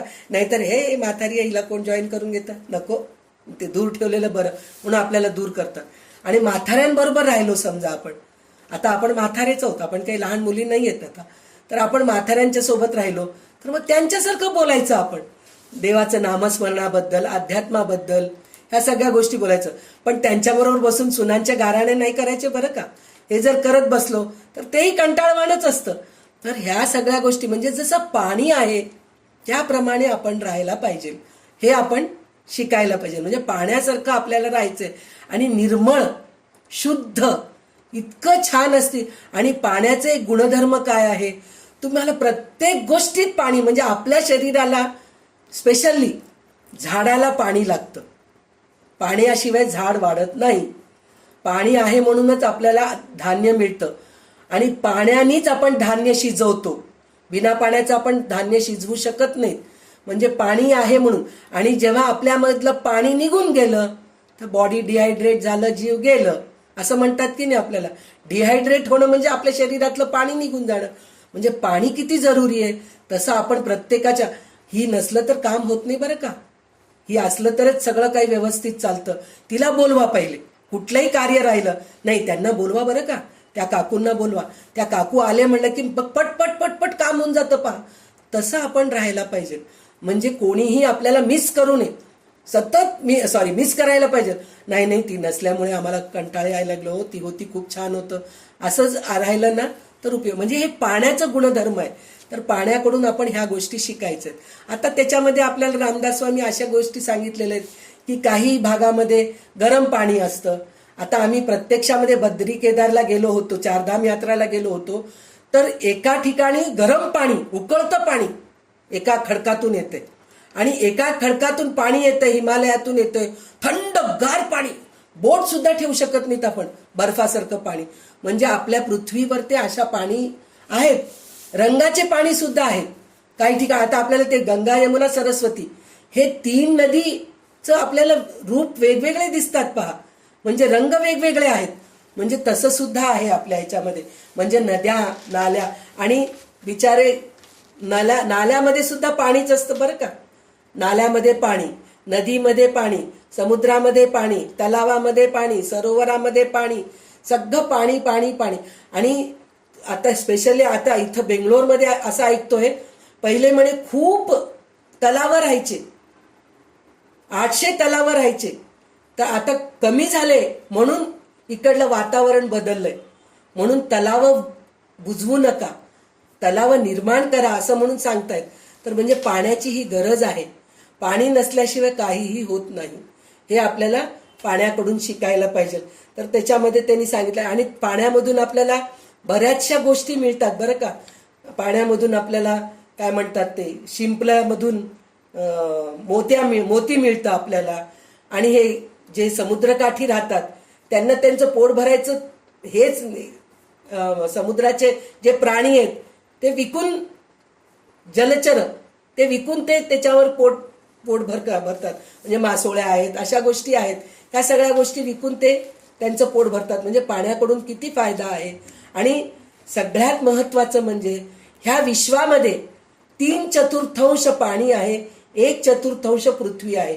त्याचप्रमाणे आपल्या शरीरामध्ये पण तसंच आहे. पाण्याचंच जास्त आहे आपल्यामध्ये. रक्त पाणीच आहे, मूत्र पाणीच आहे. हे आपल्या नाकात शेंबूड वगैरे येतं ते सुद्धा पाण्याचाच प्रकार आहे. डोळ्यातून पाणी येतं.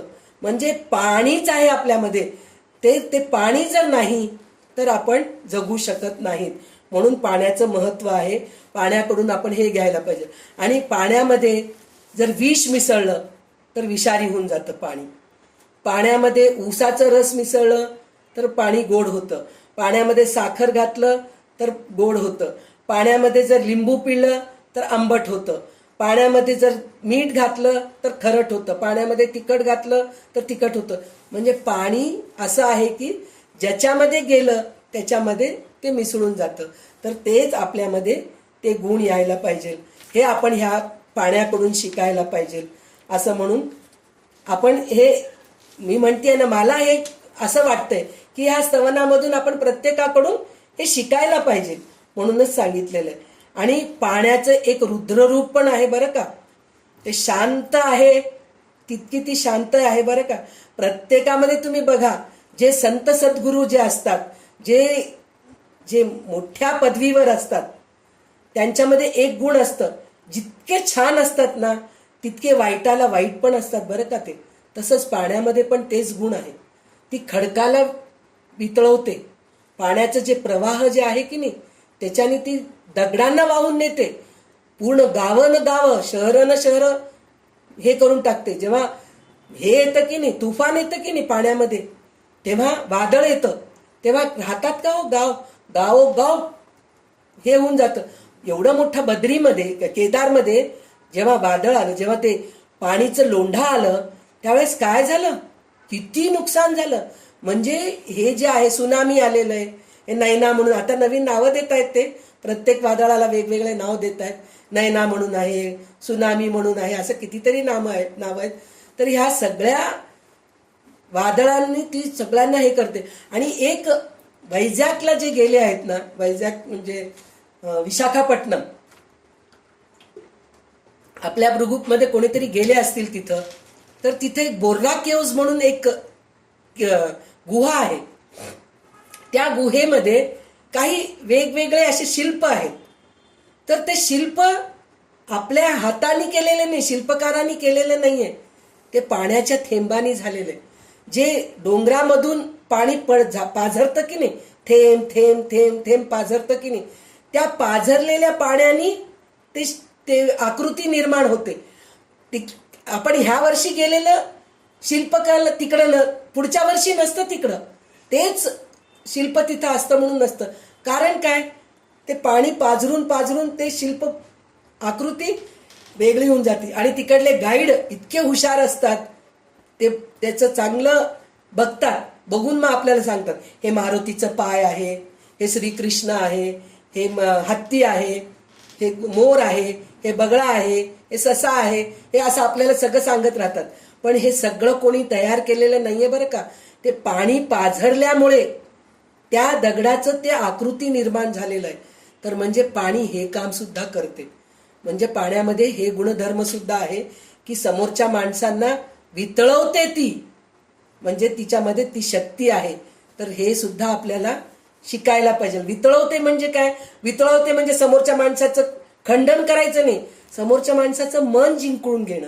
समोरच्यांचं मी वितळून गेले हो, तिच्याकडे गेलं की आपण म्हणतो की नाही, ती बोलली माझ्याशी आणि मी वितळून गेले, मला काहीच कळालं नाही हो, ती जे म्हणलं मी ते करायला सुरुवात केले. म्हणजे तितकं ती आपलंसं करून घेते, तेव्हा वितळतो आपण. सहजासहजी कोणासमोर आपण वितळत नसतो. तर तसं वितळवायचं आपल्यामध्ये ते गुणधर्म पाहिजे. हे वितळवणं जे आहे ना, ते पाण्यामध्ये आहे. तर असं आपण पाण्याचं गुणधर्म आपण घ्यायला पाहिजे, हे आपण बघायला पाहिजे. आणि सगळ्यात म्हणून महत्वाचं म्हणजे अंगातलं पाणी गेलं म्हणलं की आपण गेलो म्हणल्यासारखं म्हणून म्हणतात. आणि स्वर्ग मृत्यू पाताळ या तिन्ही लोकात एकच गंगा वाहते. म्हणजे स्वर्गामध्ये सुद्धा पाणी आहे. स्वर्गामध्ये गेलं तर आपल्याला सुखसोयी मिळतात म्हणून म्हणतो की नाही, मग तिथं आपल्याला पाणी नसलं तर चालतं असं नाही होत बरं का. स्वर्गामध्ये सुद्धा पाणी लागतं, पृथ्वीमध्ये सुद्धा पाणी लागतं, आणि पाताळामध्ये सुद्धा पाणी लागतं. आणि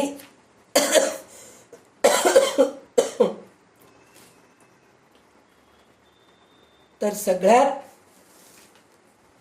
हे म्हणजे पाणी हलकं आहे आणि वितळवते आणि आपण सहज गिळून घेऊ शकतो. सगळ्यात शेवटी काय असतं, आपल्याला तोंडात पाणीच घालतात. गंगेचं पाणी, तुळशीचं पाणी, तुळशीचं पान हेच तोंडात घालतात की नाही. म्हणजे शेवट सुद्धा आपल्या पाण्यानेच होते. आणि जन्मल्यानंतर सुद्धा आईचं दूध आणि मध चाटवतात. मधामध्ये सुद्धा पाण्याचाच प्रकार आहे की नाही, म्हणजे पातळच आहे की नाही मध सुद्धा. म्हणजे जन्मल्यानंतर सुद्धा पाणी पाहिजे पोटामध्ये, जाताना सुद्धा पाणीच पाहिजे. तर हे आपल्याला पाणीचं महत्व ह्या आप निरूपणामध्ये आपल्याला कळालेलं आहे. तर आता आपला समास चौथा संपलेला आहे. आता समास पाचवा अग्नि निरूपण हे बघायचंय. तर अंजली ताई अग्नि निरूपण वाचा. समास पाचवा अग्नि निरूपण नाम. श्रीराम. धन्य धन्य हा वैश्वानरू, होय रघुनाथाचा स्वरूप, विश्वव्यापक विश्वंभरू, पिता जनकाची श्रीराम. ज्याच्या मुखे भगवंत मुक्ता, जो ऋषींचा फळदाता, तमहिम रोगहर्ता, भरता विश्वजनांचा श्रीराम. नाना वर्ण नाना भेद, जीव मात्राचा अभेद, अभेद आणि परमशुद्ध ब्रह्मादिकाची श्रीराम. अग्निकरिता सृष्टी झाले, अग्निकरिता लोक झाले, अग्निकरिता सकळ झाले, लहान थोर श्रीराम. अग्नीने आणले भूमंडळ, लोकात राहावया झाले स्थळ, दीप दीपिका नाना ज्वाळ, जेथे तेथे श्रीराम. पोटामध्ये जठराग्नी, तेने सुद्धा लागे जनी, अग्निकरिता भोजनी, येते श्रीराम.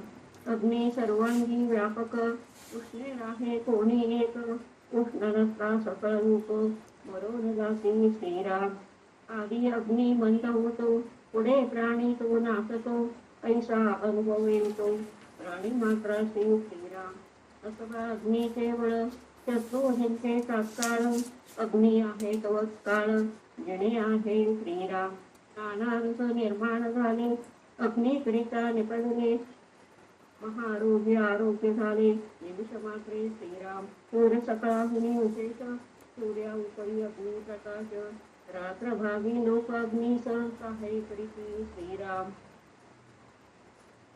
अंतज प्रचिन्नीचा अग्नी आणला त्यात दोष नाही दोळीला सकळा गृही पवित्र झाला वैश्वानरू श्रीराम अग्निहोत्र नाना याग अग्निकरिता होते सांग अग्नी तृप्त होता मग तो प्रसन्न होतो श्रीराम देवदानव मानव अग्निकरिता चाले सर्व सकळ जनाची उपाव अग्नी आहे श्रीराम लग्नीकरिता थोर नाना दारूचा प्रकार भूमंडळी रात्रा थोर दारूने शोभती श्रीराम नाना लोक रोगी होती उष्ण औषधे सेविती तेने लोक आरोग्य होती वही करिता श्रीराम ब्राह्मणास तनुमनु सूर्यदेव हुताशनु एक दिवशी अनुमानु काहीच नाही श्रीराम लोकामध्ये चचरानळू सागरी आहे वडवानळू भूगोळा बाहेर आवरणावाळू शिवनेत्री विद्युता श्रीराम कुपीपासून अग्नी होतो उंच दर्पणी अग्नी निघतो काशमखने प्रगटतो सकमकेने श्रीराम अग्नी सकळा ठाई आहे कठीण भूतनी प्रगट होय आज्ञा सत्ते लुब्ध होय गिरी क्रंदरे श्रीराम अग्निकरिता नाना उपाय अग्निकरिता नाना अपाय विवेक विन सकळ होय निरर्थक श्रीराम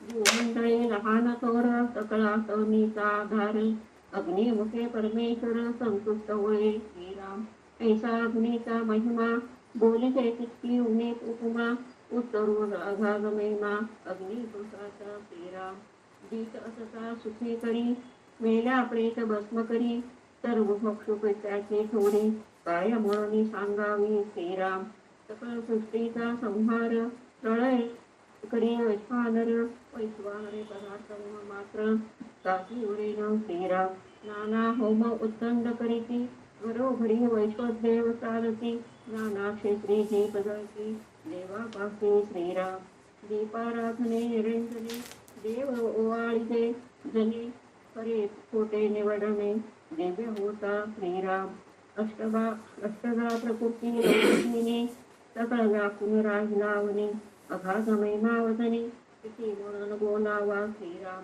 चारी संगे त्रिपदी जात दोन्हीकडे सप्तघात ऐसा बोलला शास्त्रार्थ प्रचिती विन श्रीराम ऐसा वन्य उष्णमूर्ती तो मी बोललो यथामती पूर्ण समाप्रोती केले पाहिजे श्रीराम इति दासबोधे गुरुशिष्य संवादे अग्नि निरूपण नाम समास पाचवा समाप्त श्रीराम समाप्त.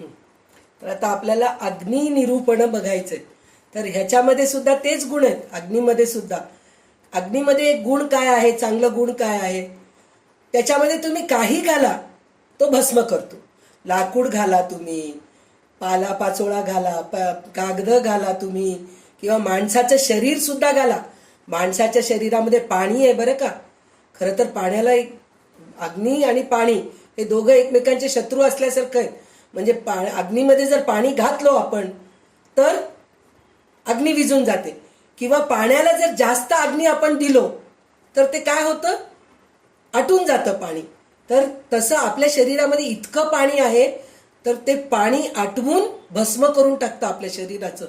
म्हणजे पाण्यामध्ये अग्नीमध्ये काहीही घाला ते भस्मच करतं. त्याचं ते गुणधर्म आहे. तर त्याच्याकडून आपण हे गोष्ट शिकायला पाहिजे. आपण कसं नाही बाबा आम्हाला चांगलं गोष्ट दिलं तरच आम्ही चांगलं हे करतो, नाहीतर आम्ही चांगलं राहत नाही असं म्हणून विचार करतो की नाही. पण अग्नी तसं म्हणतं का, कचरा घातलं आपण, कचरा घरातला कचरा सगळं जमा करतो, कचरा जमा करून काडी लावतो, काडी लावून काय करतो, त्याचं भस्म करून टाकतो, ते कचरा सुद्धा जाळतं. अग्नीनी आपल्याला स्वयंपाकाला कामाला येतं, अग्नीनी उजेड मिळतं आपल्याला, अग्नीनी. आणि सगळ्यात महत्वाची गोष्ट म्हणजे अग्नीनी आपण जिवंत आहोत. जसं सूर्याचं जे अग्नी जे किरण मिळतं त्याप्रमाणे आपण जिवंत राहतो, म्हणून जे विचार केलं होतं ना, सूर्याचं जे गुणधर्म आहे ते अग्नी म्हणजे गरम राहणं, ऊर्जा देणं, त्याचप्रमाणे अग्नी पण तेच आहे. तर आपल्याला एक जेवताना आपण जे श्लोक म्हणतो की नाही, वदनी कवळ घेता नाम घ्या श्री हरीचे, सहज हवन होते नाम घेता फुकाचे, जीवन करी जीवित्वा अन्न हे पूर्ण ब्रह्म, उदरण भरण नोहे जाणी जे यज्ञ कर्म. म्हणजे आपल्या पोटामध्ये जठराग्नी आहे, त्या जठराग्नीला शांत करण्यासाठी म्हणून आपल्याला जेवण पाहिजे. पण ते जेवण सुद्धा आपण जास्त घेतलो तर आपल्याला काय होतं, पोटात मळमळ व्हायला लागतं, अजीर्ण होतं. तर जेवढं घ्यायला पाहिजे तेवढंच घ्यायला पाहिजे. म्हणजे ते अग्नी शांत करायला पाहिजे आपल्याला. म्हणतो ना, पोटाची आग झाली ग, भूक लागली, इतकी भूक लागली विचारू नका. आपल्याला म्हणजे हे यज्ञ कर्म म्हणून आपण कर्म करायला पाहिजे. जर आपण यज्ञ करू लागलो आणि भडा भडा भडा भडा मोठे मोठे लाकडं आणून टाकलो त्याच्यामध्ये, तर ते यज्ञ होतं का? तुपाची एकदम धार ओतलो तर ते यज्ञ होतं का? तुम्ही बघा, जेव्हा यज्ञ करतो आपण त्यावेळेस एक एक चमचा तूप घालतात आणि सगळ्यात शेवटी छोटीशी धार सोडतात यज्ञामध्ये, तर ते यज्ञ मस्त होतं. पूर्णाहुती करतात त्यावेळेस सुद्धा बरोबर जेवढं पाहिजे तेवढंच टाकतात. भडक म्हणून एकदम टाकलं तर ते यज्ञ शांत होऊन जातं की नाही. यज्ञ शांत झालं की अपशकुन म्हणतो की नाही. त्याचप्रमाणे आपल्या जठराग्नीला सुद्धा तसंच पाहिजे, थोडं थोडं थोडंच पाहिजे. एकदम भडक म्हणून जाऊन हे खाल्लं ते खाल्लं ते खाल्लं हे खाल्लं म्हणजे अजीर्णच होऊन जातं. म्हणजे अग्नीला सुद्धा आपण व्यवस्थित जोपासायला पाहिजे, तर ते व्यवस्थित होतं. यज्ञकर्म केल्यासारखंच आपण जेवण घ्यायला पाहिजे, हे आपल्याला शिकायला पाहिजे. आणि अग्नीमुळे अंधार जातो. मेन म्हणजे आपल्याला त्या अग्नीमुळेच दिवा लावू शकतो की नाही आपण, रात्रीचा अंधार जातो. आपण कुठेतरी जंगलामध्ये जाऊ लागलो तर आपण अग्नी घेऊन जाऊ लागलो तर आपल्याजवळ जनावर सुद्धा येत नाहीत, श्वापदे येत नाहीत आपल्याजवळ, घाबरून, अग्नीला घाबरून येत नाहीत. आम्ही जेव्हा कर्दळीवनला गेलो होतो की नाही, ते कर्दळीवनला गेल्या तेव्हा ते डोंगरातून जे पाणी येत होतं की नाही, ते पाणी पिण्यासाठी जंगलातले जनावर तिथं येतात म्हणे पाणी पिण्यासाठी. पण ते जनावर आम्हाला येऊन त्रास देऊ नये म्हणून त्या पाण्याच्या बाजूलाच आम्ही असं लाकडं अग्नी पेटून ठेवलं होतं. म्हणजे कशासाठी? ते जनावर आमच्याजवळ येऊ नये म्हणून ते अग्नी सतत जळत राहायला पाहिजे. म्हणजे अग्नीला पाहून जनावर घाबरतात, म्हणजे ते अग्नी आपल्याला संरक्षण करते, हे महत्वाचं आहे. आणि अग्नी इतकी पवित्र आहे. अग्निपरीक्षा घेतलं म्हणतो की नाही आपण, सीतेची परीक्षा घेतलीत हो आपण. कुठले? सीतेला आपल्याला, सीता आपली अग्नीमध्ये जाऊन ती झालेली आहे. म्हणजे अग्निपरीक्षा हे सगळ्यात मोठं परीक्षा आहे. म्हणजे त्याच्यामध्ये जाऊन जर आपण जळालो नाहीत किंवा आपल्याला काही इजा झालं नाही तर आपण खरंच पवित्र आहोत, हे साक्ष असतं आपल्याला. तर त्याच्यामध्ये आता कितीतरी संत सत्पुरुषांचं आपण चरित्र ऐकलेले आहोत. त्यातलं त्यात आपण साईबाबांचं हे जे ऐकलो, त्यांनी काहीतरी भात करताना की काहीतरी खिचडी करताना चुलीवर असलेल्या हंड्यामध्ये हात घालून कालवलेले आहेत, पण त्यांच्या हाताला भाजलं नाही, कारण ते तितके पवित्र होते म्हणून ते भाजलं नाहीये. असं असतं. म्हणजे म्हणून म्हणतात की अग्नी परीक्षा म्हणून म्हणतात. तर अग्नीमध्ये जर काय आपण हात घातलो तर आपला हात जळाला नाही तर तितकं आपण पवित्र आहेत, हे खूण आहे असं आपल्याला. तर ह्याच्यामध्ये आपल्याला त्यांनी सांगितलेलं एक ह्याच्यामध्ये सांगितलेलं आहे की कितीतरी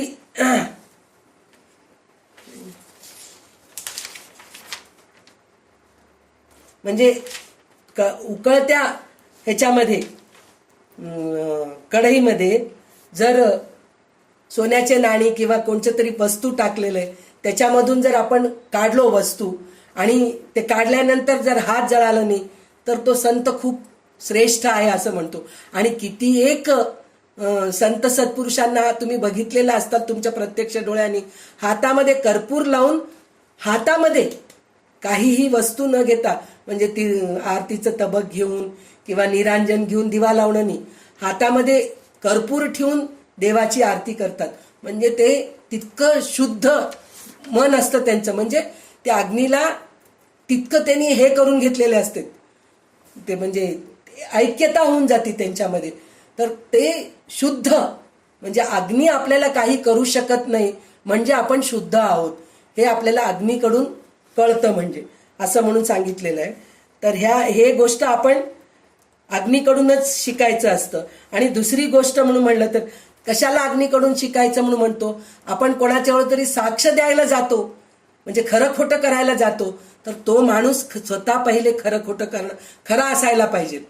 तर त्याच्याजवळच जातो, सांगा हो तुम्ही मी केलेलं बरोबर आहे की नाही, म्हणून आपण विचारतो की नाही, ती केलेलं बरोबर आहे का मी केलेलं बरोबर आहे, हे जाऊन साक्ष कोणासमोर देतो, जो खरा आहे त्यांच्याजवळच देतो. तर अग्नी तशी खरी आहे. अग्नीमुळेच आपल्याला सगळं काही खरं कळतं, शुद्ध कळतं, शुद्ध असलेलं कळतं. म्हणजे तिच्यामध्ये काहीही टाका, ती शुद्ध बुद्धीने भस्म करून टाकते, अशी ती आहे.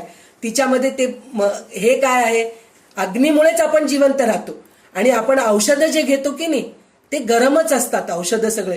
तुम्ही आयुर्वेदिक औषधं घेतो म्हणतो की नाही आपण, आयुर्वेदिक औषध घेतल्यानंतर लगेच ताक प्या बरं का, थंड दूध प्या बरं, नाहीतर पोटात आग होते. म्हणजे औषधं जे आहेत ना गरम असतात, म्हणजे आपल्या शरीराला गरमीची गरज आहे म्हणून आपण औषधं गरम घेतो. जिवंत ठेवायला सुद्धा अग्नीच आहे आणि मेल्यानंतर दहन करायला सुद्धा अग्नीच आहे आपल्याला. हे आपल्याला अग्नीच्या ह्याच्यातून हे आपल्याला कळत आहे. तर अग्नीमुळे चांगले चांगले होम होतात, त्या होमामुळे आपल्याला पाऊस पडतो. जे कसं काय, सूर्याचं प्रकाश, सूर्याचे किरण समुद्रावर नदीवर पडतात, मग ते वर जातं आणि ढग बनतात आणि त्याच ढगाचं परत पाऊस पडून परत आपल्याला पाणी मिळतं. म्हणजे सूर्यकिरणानेच ढग बनतात आणि त्याच ढगातून आपल्याला पाणी मिळतं, गोड पाणी. म्हणजे जर समुद्राचं पाणी जर आपण पिऊ शकतो का, नाही पिऊ शकत. आणि आपल्याकडे समुद्रच मोठं आहे, नदी नाल्यांपेक्षा समुद्र मोठं आहे. तर ते समुद्राच्याच पाण्याचं वाफ होतं आणि त्या वाफाचेच ढग बनतात आणि त्याचंच. पण ते अग्नी काय करतं, समुद्राचं वाफ निर्माण करते आणि ते ढग बनवते आणि गोड पाणी आपल्याला देते. तुम्ही कधी पण बघा, पावसाचं पाणी आपण असं हातामध्ये जर जमा करून पिलो, कधीतरी खरट लागलं का आपल्याला, कधीच नाही लागत, खरट नाही लागत. आणि म्हणतात ना ते गारे पडतात, ते गारे जर आपण जमा करून पाणी तसंच ठेवलो तर ते डोळ्याला कामाला येतं, थंड असतं आपल्या शरीराला. तर हे सगळं कशामुळे होतं, ह्या अग्नीमुळेच होतं. तर या अग्नीमुळेच आपल्याला पाण्याचं सुद्धा उपयोग होतं. हे पाणी आपल्याला तितकं उपयोगी आहे, हे अग्नीमुळेच होतंय आणि अग्नीमुळेच आपल्याला पाणी मिळतं, पाण्यामुळेच आपण जगू शकतो. म्हणजे आपल्याला सगळ्यात महत्वाची गोष्ट काय म्हणून म्हणलं तर, पंचमहाभूतांपैकी एकही जर नसलं तर आपण जगू शकत नाही. त्याचप्रमाणे आपल्यामध्ये सुद्धा त्या सगळ्या पंचमहाभूतांचे गुण आपल्यामध्ये असलं तर समोरचा माणूस आपल्याशी चांगला राहतो. जर आपल्यामध्ये पंचमहाभूतांमधले एकही गुण नाहीये तर आपण काही चार लोकांमध्ये टिकू शकत नाही. तर त्याचप्रमाणे आज आपल्याला, आपण पृथ्वी, आप झालं, अग्नी झालं, आता आपल्याला वायू बघायचंय, वायुस्तवन बघायचंय. तर वायुस्तवन काय आहे हे आपण बघायचंय. तर आता वाचा तुम्ही. समास 6वा वायुस्तवन निरूपण नाम. श्रीराम धन्य धन्य ह्या वायुदेव, याचा विचित्र स्वभाव, वायोकरिता सकळ जीव वर्तसी जनी. श्रीराम वायोकरिता श्वासोच्छ्वास, नाना विद्यांचा अभ्यास, वायोकरिता शरीरास चलन घडे. श्रीराम चलन वलन प्रसारण, निरोधन आणि आकुंचन, प्राण अपान व्यान उदान, समान वायू. श्रीराम नामकूर्म कृपल वायू, देवदत्त धनंजय, ऐसे वायूचे स्वभाव उदंड सती. श्रीराम वायू ब्रह्मांडी प्रगटला, ब्रह्मांड देवतास पुरवला, तेथून पिंड प्रगटला नाना गुणे. श्रीराम स्वर्गलोकी सकळ देव, तैसेचे पुरुषार्थी दानव, मृत्यूलोकी ते मानव मिथ्याच राजे श्रीराम नरदेही नाना वेदे अनंत वेदाचे सपादे वनचरे जलचरे आनंदे वेदा करीती श्रीराम त्या समस्ता मध्ये वायू खेळे हे चरुकुळ मध्ये सुतळे उठती वहीचे उगाळे वायो करिता श्रीराम वायो मेघाचा भरण भरी हवेची पिटून परते करी वायो ऐका कारभारी दुसरा नाही श्रीराम परीचे आत्मयाची सत्ता वर्ते शरीर तत्वता परी व्यापक पडे या समर्था कळना नाही श्रीराम गिरीहून दाट पौला मेघ उतरे लौककाचा गरज गरजो तडकविला वायो बळे श्रीराम चंद्र सूर्य नक्षत्रमाळा ग्रहमंडळी मेघमाळा हे ब्रह्मांडी नानाकडा वायव करिता श्रीराम एकवटले हे ते निवडेना का लवले ते वेगळे होईना तैसे हे बेताडे नाना ते विकळे श्रीराम वायू सुते सारावा असंभावे पडती गारा तैसे जीव हे निरा दिसे पडती श्रीराम वायू रूपे कमळकळा तोची आधार जळा तया जळाच्या आधारे भूगोळा विशेषे धरिले श्रीराम शेषाचा पवनाचा आहारे पुढे शरीर तरी मग घेतला भार भूमंडळाच्या श्रीराम महाकूर्माचे शरीर भले ब्रह्मांड पालते घातले एवढे शरीर ते राहिले वायूंचेही श्रीराम वारा हे आपले तंती पृथ्वी भरली होती तयांची एवढी शक्ती वायू बळे श्रीराम ब्रह्मा विष्णू महेश्वर चौथा आपण जगदेश्वर वायू स्वरूप विचार प्रवेशी जाणती श्रीराम 33 सुरवर 88 ऋतेश्वर तीर्थयोगी भारे भार वायू करिता श्रीराम 9 कोटी कात्यायनी 56 कोटी चामुंडिनी 8 कोटी भूतखाणी वायू रूपे श्रीराम भूते देवते नाना शक्ती वायू रूप त्यांच्या युक्ती नाना जीवन नेणोकिती भूमंडळी श्रीराम पिंडी ब्रह्मांडी पुरवला बाहेर पुस्तकास गेला सकळा ठाई पुरवला समर्थ वायू श्रीराम ऐसा समर्थ पवन हनुमंत जयाचा वंदन नंदन रघुनाथ स्मरणी तनमन वायू हनुमंताचे श्रीराम हनुमंत वायूचा प्रसिद्ध विषय पुत्रास नाही वेद म्हणून दोघेही अभेद पुरुषार्थ विषयी श्रीराम हनुमंतास बोलिजे प्राणनाथ येणे गुणे हा समर्थ प्राणे विन सकळ व्यर्थ होत जाते श्रीराम मागे मृत्य आला हनुमंता तेव्हा वायू रोधला होता सकळ देवाचा अस्तवस्था प्राणांत मांडले श्रीराम देव सकळ मिळवलं केले वायूचे स्तवन वायू प्रसन्न होऊन मोकळे केले श्रीराम म्हणून प्रतापी थोड हनुमंत ईश्वर अवतार याचा पुरुषार्थ सुरवर पाहत फिरायले श्रीराम देव काराग्रही होते हनुमंते देखले अवचिते संहार करुणी लोकांचे भोवते विटंबुनी पाडिले श्रीराम कुशणे घेतले देवांचे मूळ शोधिले राक्षसांचे मोठे कौतुक पुस्तके असे आश्चर्य वाटे श्रीराम रावण होता सिंहासनावरी तेथे जाऊन संसरे मारी लंकेमध्ये विरोध करी उदक कैसे श्रीराम देवाचा आधार वाटला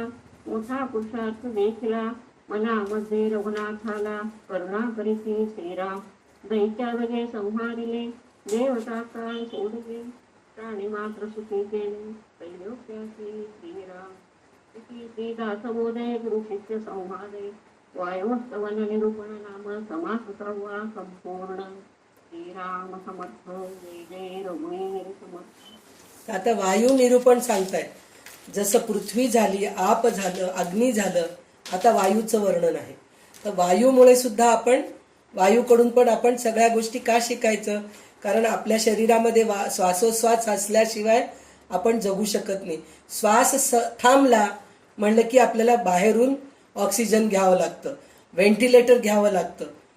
मग ते किती काळ टिकतं थोडंच वेळ आपल्या शरीरातून जेव्हा श्वासोश्वास होत त्याला जर साथ दिलं, त्या व्हेंटिलेटरला, त्या ऑक्सिजनला जर शरीर साथ दिलं, शरीरातलं वायू साथ दिलं तरच ते टिकू शकतं. पण शरीरच साथ दिलं नाही, शरीरातलं वायूच साथ दिलं नाही तर ते व्हेंटिलेटर कामाचं नाही, ऑक्सिजन कामाचं नाही. तर शरीरामध्ये वायू गरज आहे. तर वायूकडून पण आपण हे गोष्ट शिकायला पाहिजे. प्रत्येक गोष्ट नसल्याशिवाय आपण राहू शकत नाही. पंचमहाभूतांपैकी एकही जर गोष्ट नाही राहिलं तर आपण नाही राहू शकत. तर त्याचप्रमाणे आपण सुद्धा जगाला असं वाटायला पाहिजे की ही राहायला पाहिजे. म्हणतात ना, घेऊन गेल्यानंतर तिच्याबद्दल लोक हळहळ करायला पाहिजे. ती होती, आम्हाला खूप मोठा आधार होता हो, त्या गेल्यापासून आम्हाला आधारच गेला हो, किती चांगल्या होत्या ते. म्हणजे त्यांच्यामध्ये तितके चांगले गुण होते, सगळे पंचमहाभूतांचे त्यांच्यामध्ये ते गुण होते म्हणून त्यांचा आधार वाटत होता. पण काय बरं झालं हो, मुक्त झाले, ते गेले. इतके वर्ष अंथरुणावरच पडून होते बिचारे, काय त्रासच होता त्यांना, त्यांच्या मुलांना. त्याच्यापेक्षा गेलेलेच बरं झालं, मुक्त झाले, बरं झालं असं म्हणून म्हणतो. तसं परिस्थिती न येता गेल्यानंतर हळहळ व्हायला पाहिजे, नाही हो खूप चांगले होते, असं आपल्यामध्ये हे पंचमहाभूतांचे सगळ्यांचे गुण आपल्यामध्ये यायला पाहिजे. तर ते चांगलं असतं. आणि हे वायू जे आहे की नाही ते सगळ्यांना हलवते बरं का. पृथ्वीला हलवते, भूकंप आणते, वादळ आणते, अग्नीला विझवते. तुम्ही वारं जर आलं जोऱ्यानी, सुसाट्याचा वारा आला म्हणतो की नाही आपण, झाड पडतात, माणसं उडतात हो. सुसाट्याचा वारा जर आला, वादळ जेव्हा समुद्रावर येतो की नाही तेव्हा बाहेर पूर्ण वारं सुटतं. तर एकदा वैजागमध्ये खूप मोठा वादळ आला होता. तर त्यावेळेस आता आपल्या ग्रुपमध्ये लताताई आहेत की नाही, लताताई गाडे, त्यांच्या म्हणजे त्यांचं मला आठवण आहे म्हणून त्यांचं उदाहरण सांगतेय. तर त्यांच्या मुलाचा कार होता, त्यांच्या घरासमोर होतं, ते कार उडून गेलं वाऱ्यानी. म्हणजे इतकं सुसाटा वारा, म्हणजे सगळं उडून टाकतं ते. घर उद्ध्वस्त करतं, वस्तू उडून टाकतात, म्हणजे मोठे मोठे झाड असे सगळं काही पडतं. आणि त्या वाऱ्यामुळेच वादळ येतो की नाही. समुद्राचं लाटा येण्याचं कशामुळे, वाऱ्यामुळेच आहे. नदीचा हालचाल कशामुळे, वाऱ्यामुळेच आहे. सगळं काही वाऱ्यामुळेच आहे. तर हे वारा खूप महत्वाचं आहे हे म्हणून म्हणतात. आणि हे वारा पण एक देवताच आहे. म्हणजे आपण जसं पृथ्वीला देवता मानतो, अग्नीला वैश्वानर म्हणतो, आपो नारायण म्हणतो. आणि आता हे वायू, वायू म्हणजे पवन. तर हे पवनपुत्र हनुमान, तर हनुमान सुद्धा तितकाच बलाढ्य आहे. तो जन्मला म्हणजे तो पवनपुत्र आहे म्हणूनच तो बलाढ्य आहे. तो उडून गेला, सूर्याला बघितला, त्याला काय वाटलं ते काही खायचं पदार्थ आहे की काय की. कारण सूर्योदयाचा सूर्य कसा असतो, नारंगी असतो, आणि ते उष्ण राहत नाही पहा, कोमळ असतं त्याचं किरण. तर त्याला ते गरम वाटलंच नाही, तो गेला तिथं. तर इंद्र घाबरून गेला, अरे बापरे, सूर्यालाच पकडायला हा मारुती येतोय, तर आपल्याला काय तो थांबवणार आहे, याला आपण करायला पाहिजे म्हणून, काहीतरी करायला पाहिजे म्हणून हातातलं वज्र घेऊन त्याच्या अंगावर फेकतात. तर ते त्याच्या हनवटीला लागतं, आणि त्या हनवटीला लागूनच मग ते मारुतीचं तोंड तसं बनतं, माकडासारखं बनतं. तर तेव्हापासून त्याचं नाव काय ठेवलंय, हनुमंत. हनुवटीला लागलंय म्हणूनच ते वज्र हनवटीला लागले म्हणूनच त्याचं नाव हनुमंत ठेवलेलं आहे. तर त्याच्यासाठी म्हणून, म्हणजे पवनपुत्र आहे म्हणूनच मारुती जन्मला, पवनपुत्र झाला तो, आणि इतका बलाढ्य झाला. त्याच्यामुळेच आज रामाची सीता मिळाली. तो उडून गेला ना लंकेमध्ये, आणि लंकेत जाऊन रामाचं शौर्य काय आहे, राम म्हणजे काय आहे हे दाखवून दिला. मी एक माकड राहून मी इतकं करू शकतो, तर माझा जो देव आहे तो किती बलाढ्य असेल हे त्यानं निरूपण करून म्हणजे दाखवलंय. तिथं काय आहे, राम म्हणजे काय आहे हे त्या दाखवून आणलेलं आहे. म्हणजे रावणाच्या कैदेमध्ये जितके देव आहेत त्या सगळ्यांना सोडवलेला कोण आहे, मारुतीच आहे. मारुती कोण आहे, वायुपुत्र आहे. वायुपुत्र आहे म्हणूनच बलाढ्य आहे. म्हणजे त्याच्यामध्ये वायूमध्ये इतकं शक्ती आहे की विचारू नका. देव, दानव, मानव, बलाढ्य पुरुषे, जलचरे, वनचरे, श्वापदे, या सर्वांना वायू खेळवतो. म्हणजे वायू आहे म्हणूनच जिवंत आहे. म्हणजे तुम्ही श्रीमंत राहा, गरीब राहा, राजा राहा, रंक राहा, देव राहा, दानव राहा, कोणीही राहा, सगळ्यामध्ये वायू आहे म्हणूनच तुम्ही जिवंत आहात, नाही तर नाही. श्वासोश्वास चालू असेल तरच माणूस जिवंत आहे. म्हणजे काय, श्वासोश्वास चालणं म्हणजे काय, आपल्या शरीरामध्ये वायू आहे म्हणूनच आपण जिवंत आहोत. वायू नसलं तर आपण नाही जिवंत राहू शकत.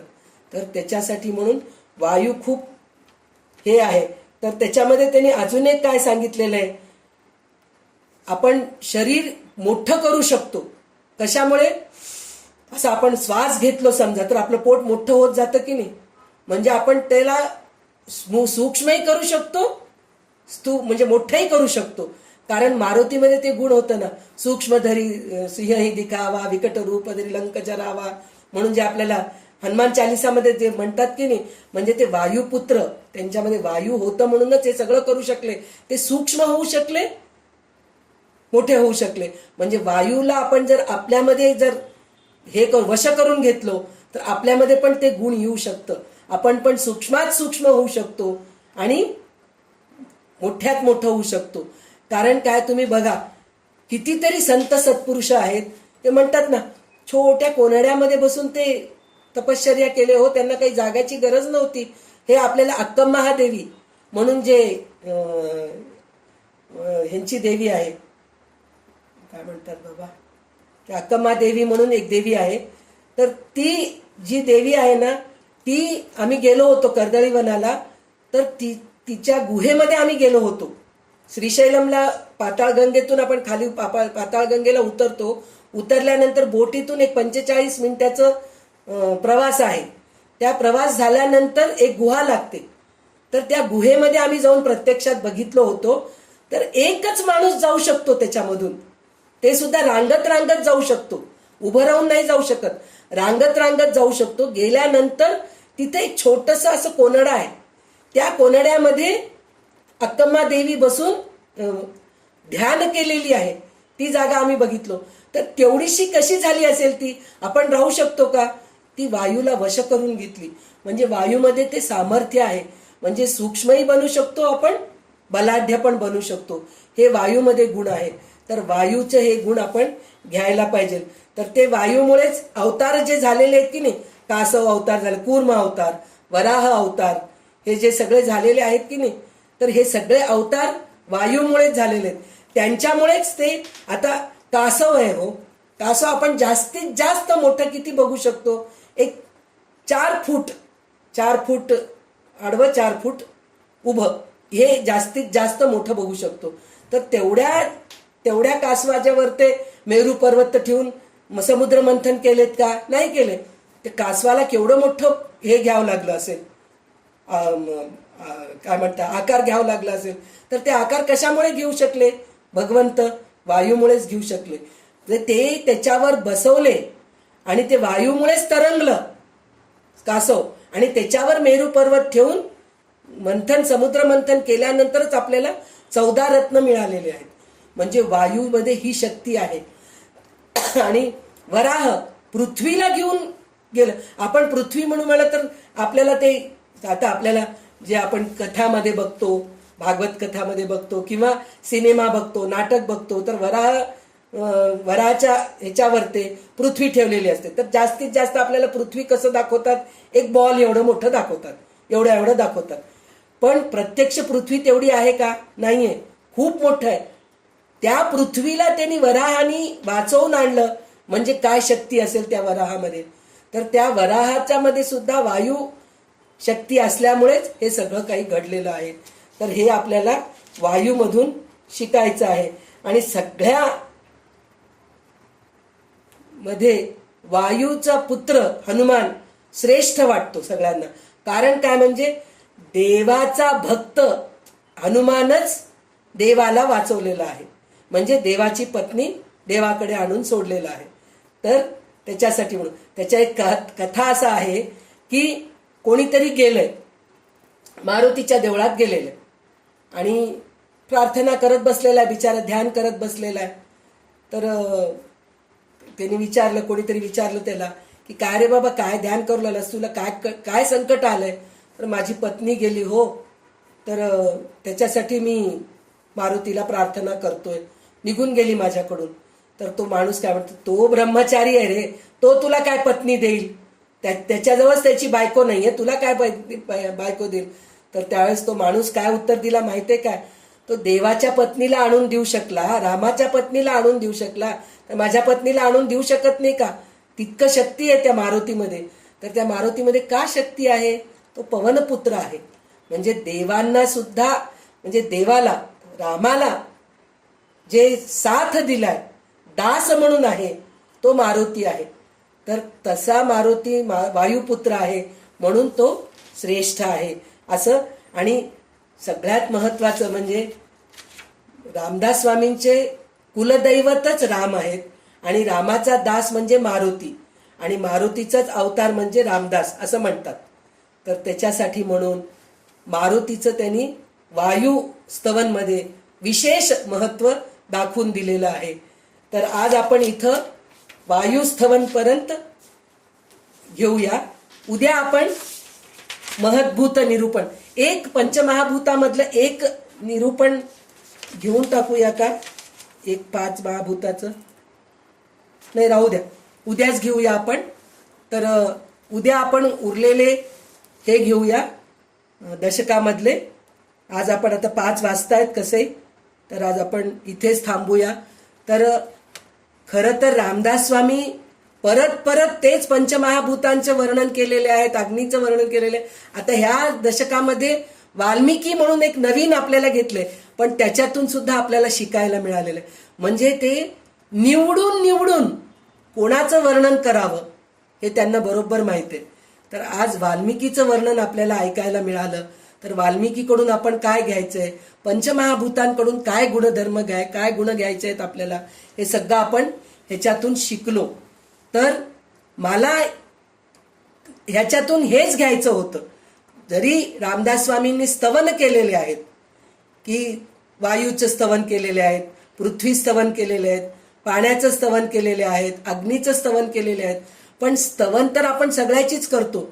पण नुसतं स्तवन न करता आपण त्याच्यातून चांगले गुण घ्यायचे, हे आपण दशकातून शिकत आहोत असं मला वाटतंय. म्हणून मी माझ्या बुद्धीला जे समजलंय, जे सुचलंय, मी ते सांगायचा प्रयत्न केले. आणि ते सुचणं समजणं म्हणजे सुद्धा ही माझी बुद्धी नाहीये, हे भगवंतानी दिलेलं आणि रामदास स्वामींनी दिलेलं, आणि माझे सद्गुरू वाकनीस काका यांच्याकडून मी जे काही शिकलेलं आहे, त्यांच्याकडून जे काही मला थोडीशी जे विद्या प्राप्त झालेली आहे, ज्ञान प्राप्त झालेलं आहे, ते मी तुमच्यापर्यंत पोचवायचं मी थोडंसं प्रयत्न करते. तर ह्याच्यात जर काही कमी असेल तर ते माझंच चूक आहे, माझा अभ्यास कमी असेल म्हणून मी तुमच्यासमोर जास्त नाही सांगू शकत. जे काही चांगलं वाटलं ते सगळं ह्या सगळ्या मोठ्यांचा आशीर्वाद आणि त्यांच्याकडून मिळालेले संस्कारच आहेत असं म्हणून मी आज इथेच थांबते. जय जय रघुवीर समर्थ. आणि आता मी कल्याणकरी रामराया आहे म्हणून आज आपण इथेच थांबूया. कल्याणकरी रामराया रामराया, कल्याणकरी रामराया. जनवित विवरी जनहित विवरी, जनहित विवरी, कल्याणकरी रामराया रामराया, कल्याणकरी रामराया. तळमळ तळमळ होतची आहे, होतची आहे, तुझा तूची सावरी दयाळा, कल्याणकरी रामराया रामराया, कल्याणकरी रामराया. अपराधी जन चुकतची गेले, चुकतची गेले, हे जन हाती धरी दयाळा, कल्याणकरी रामराया रामराया, कल्याणकरी रामराया. कठीण त्यावरी कठीणची झाले कठीणची झाले आता न दिसे उरी दयाळा कल्याण करी राम राया कल्याण करी राम राया कोठे जावे काय करावे आरंभिली बोहरी दयाळा कल्याण करी राम राया कल्याण करी राम राया दास म्हणे आम्ही केले पावलो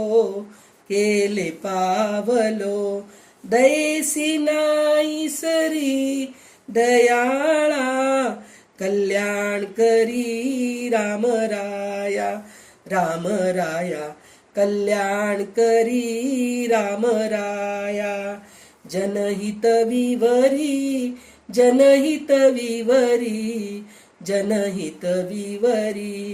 कल्याण करी राम राया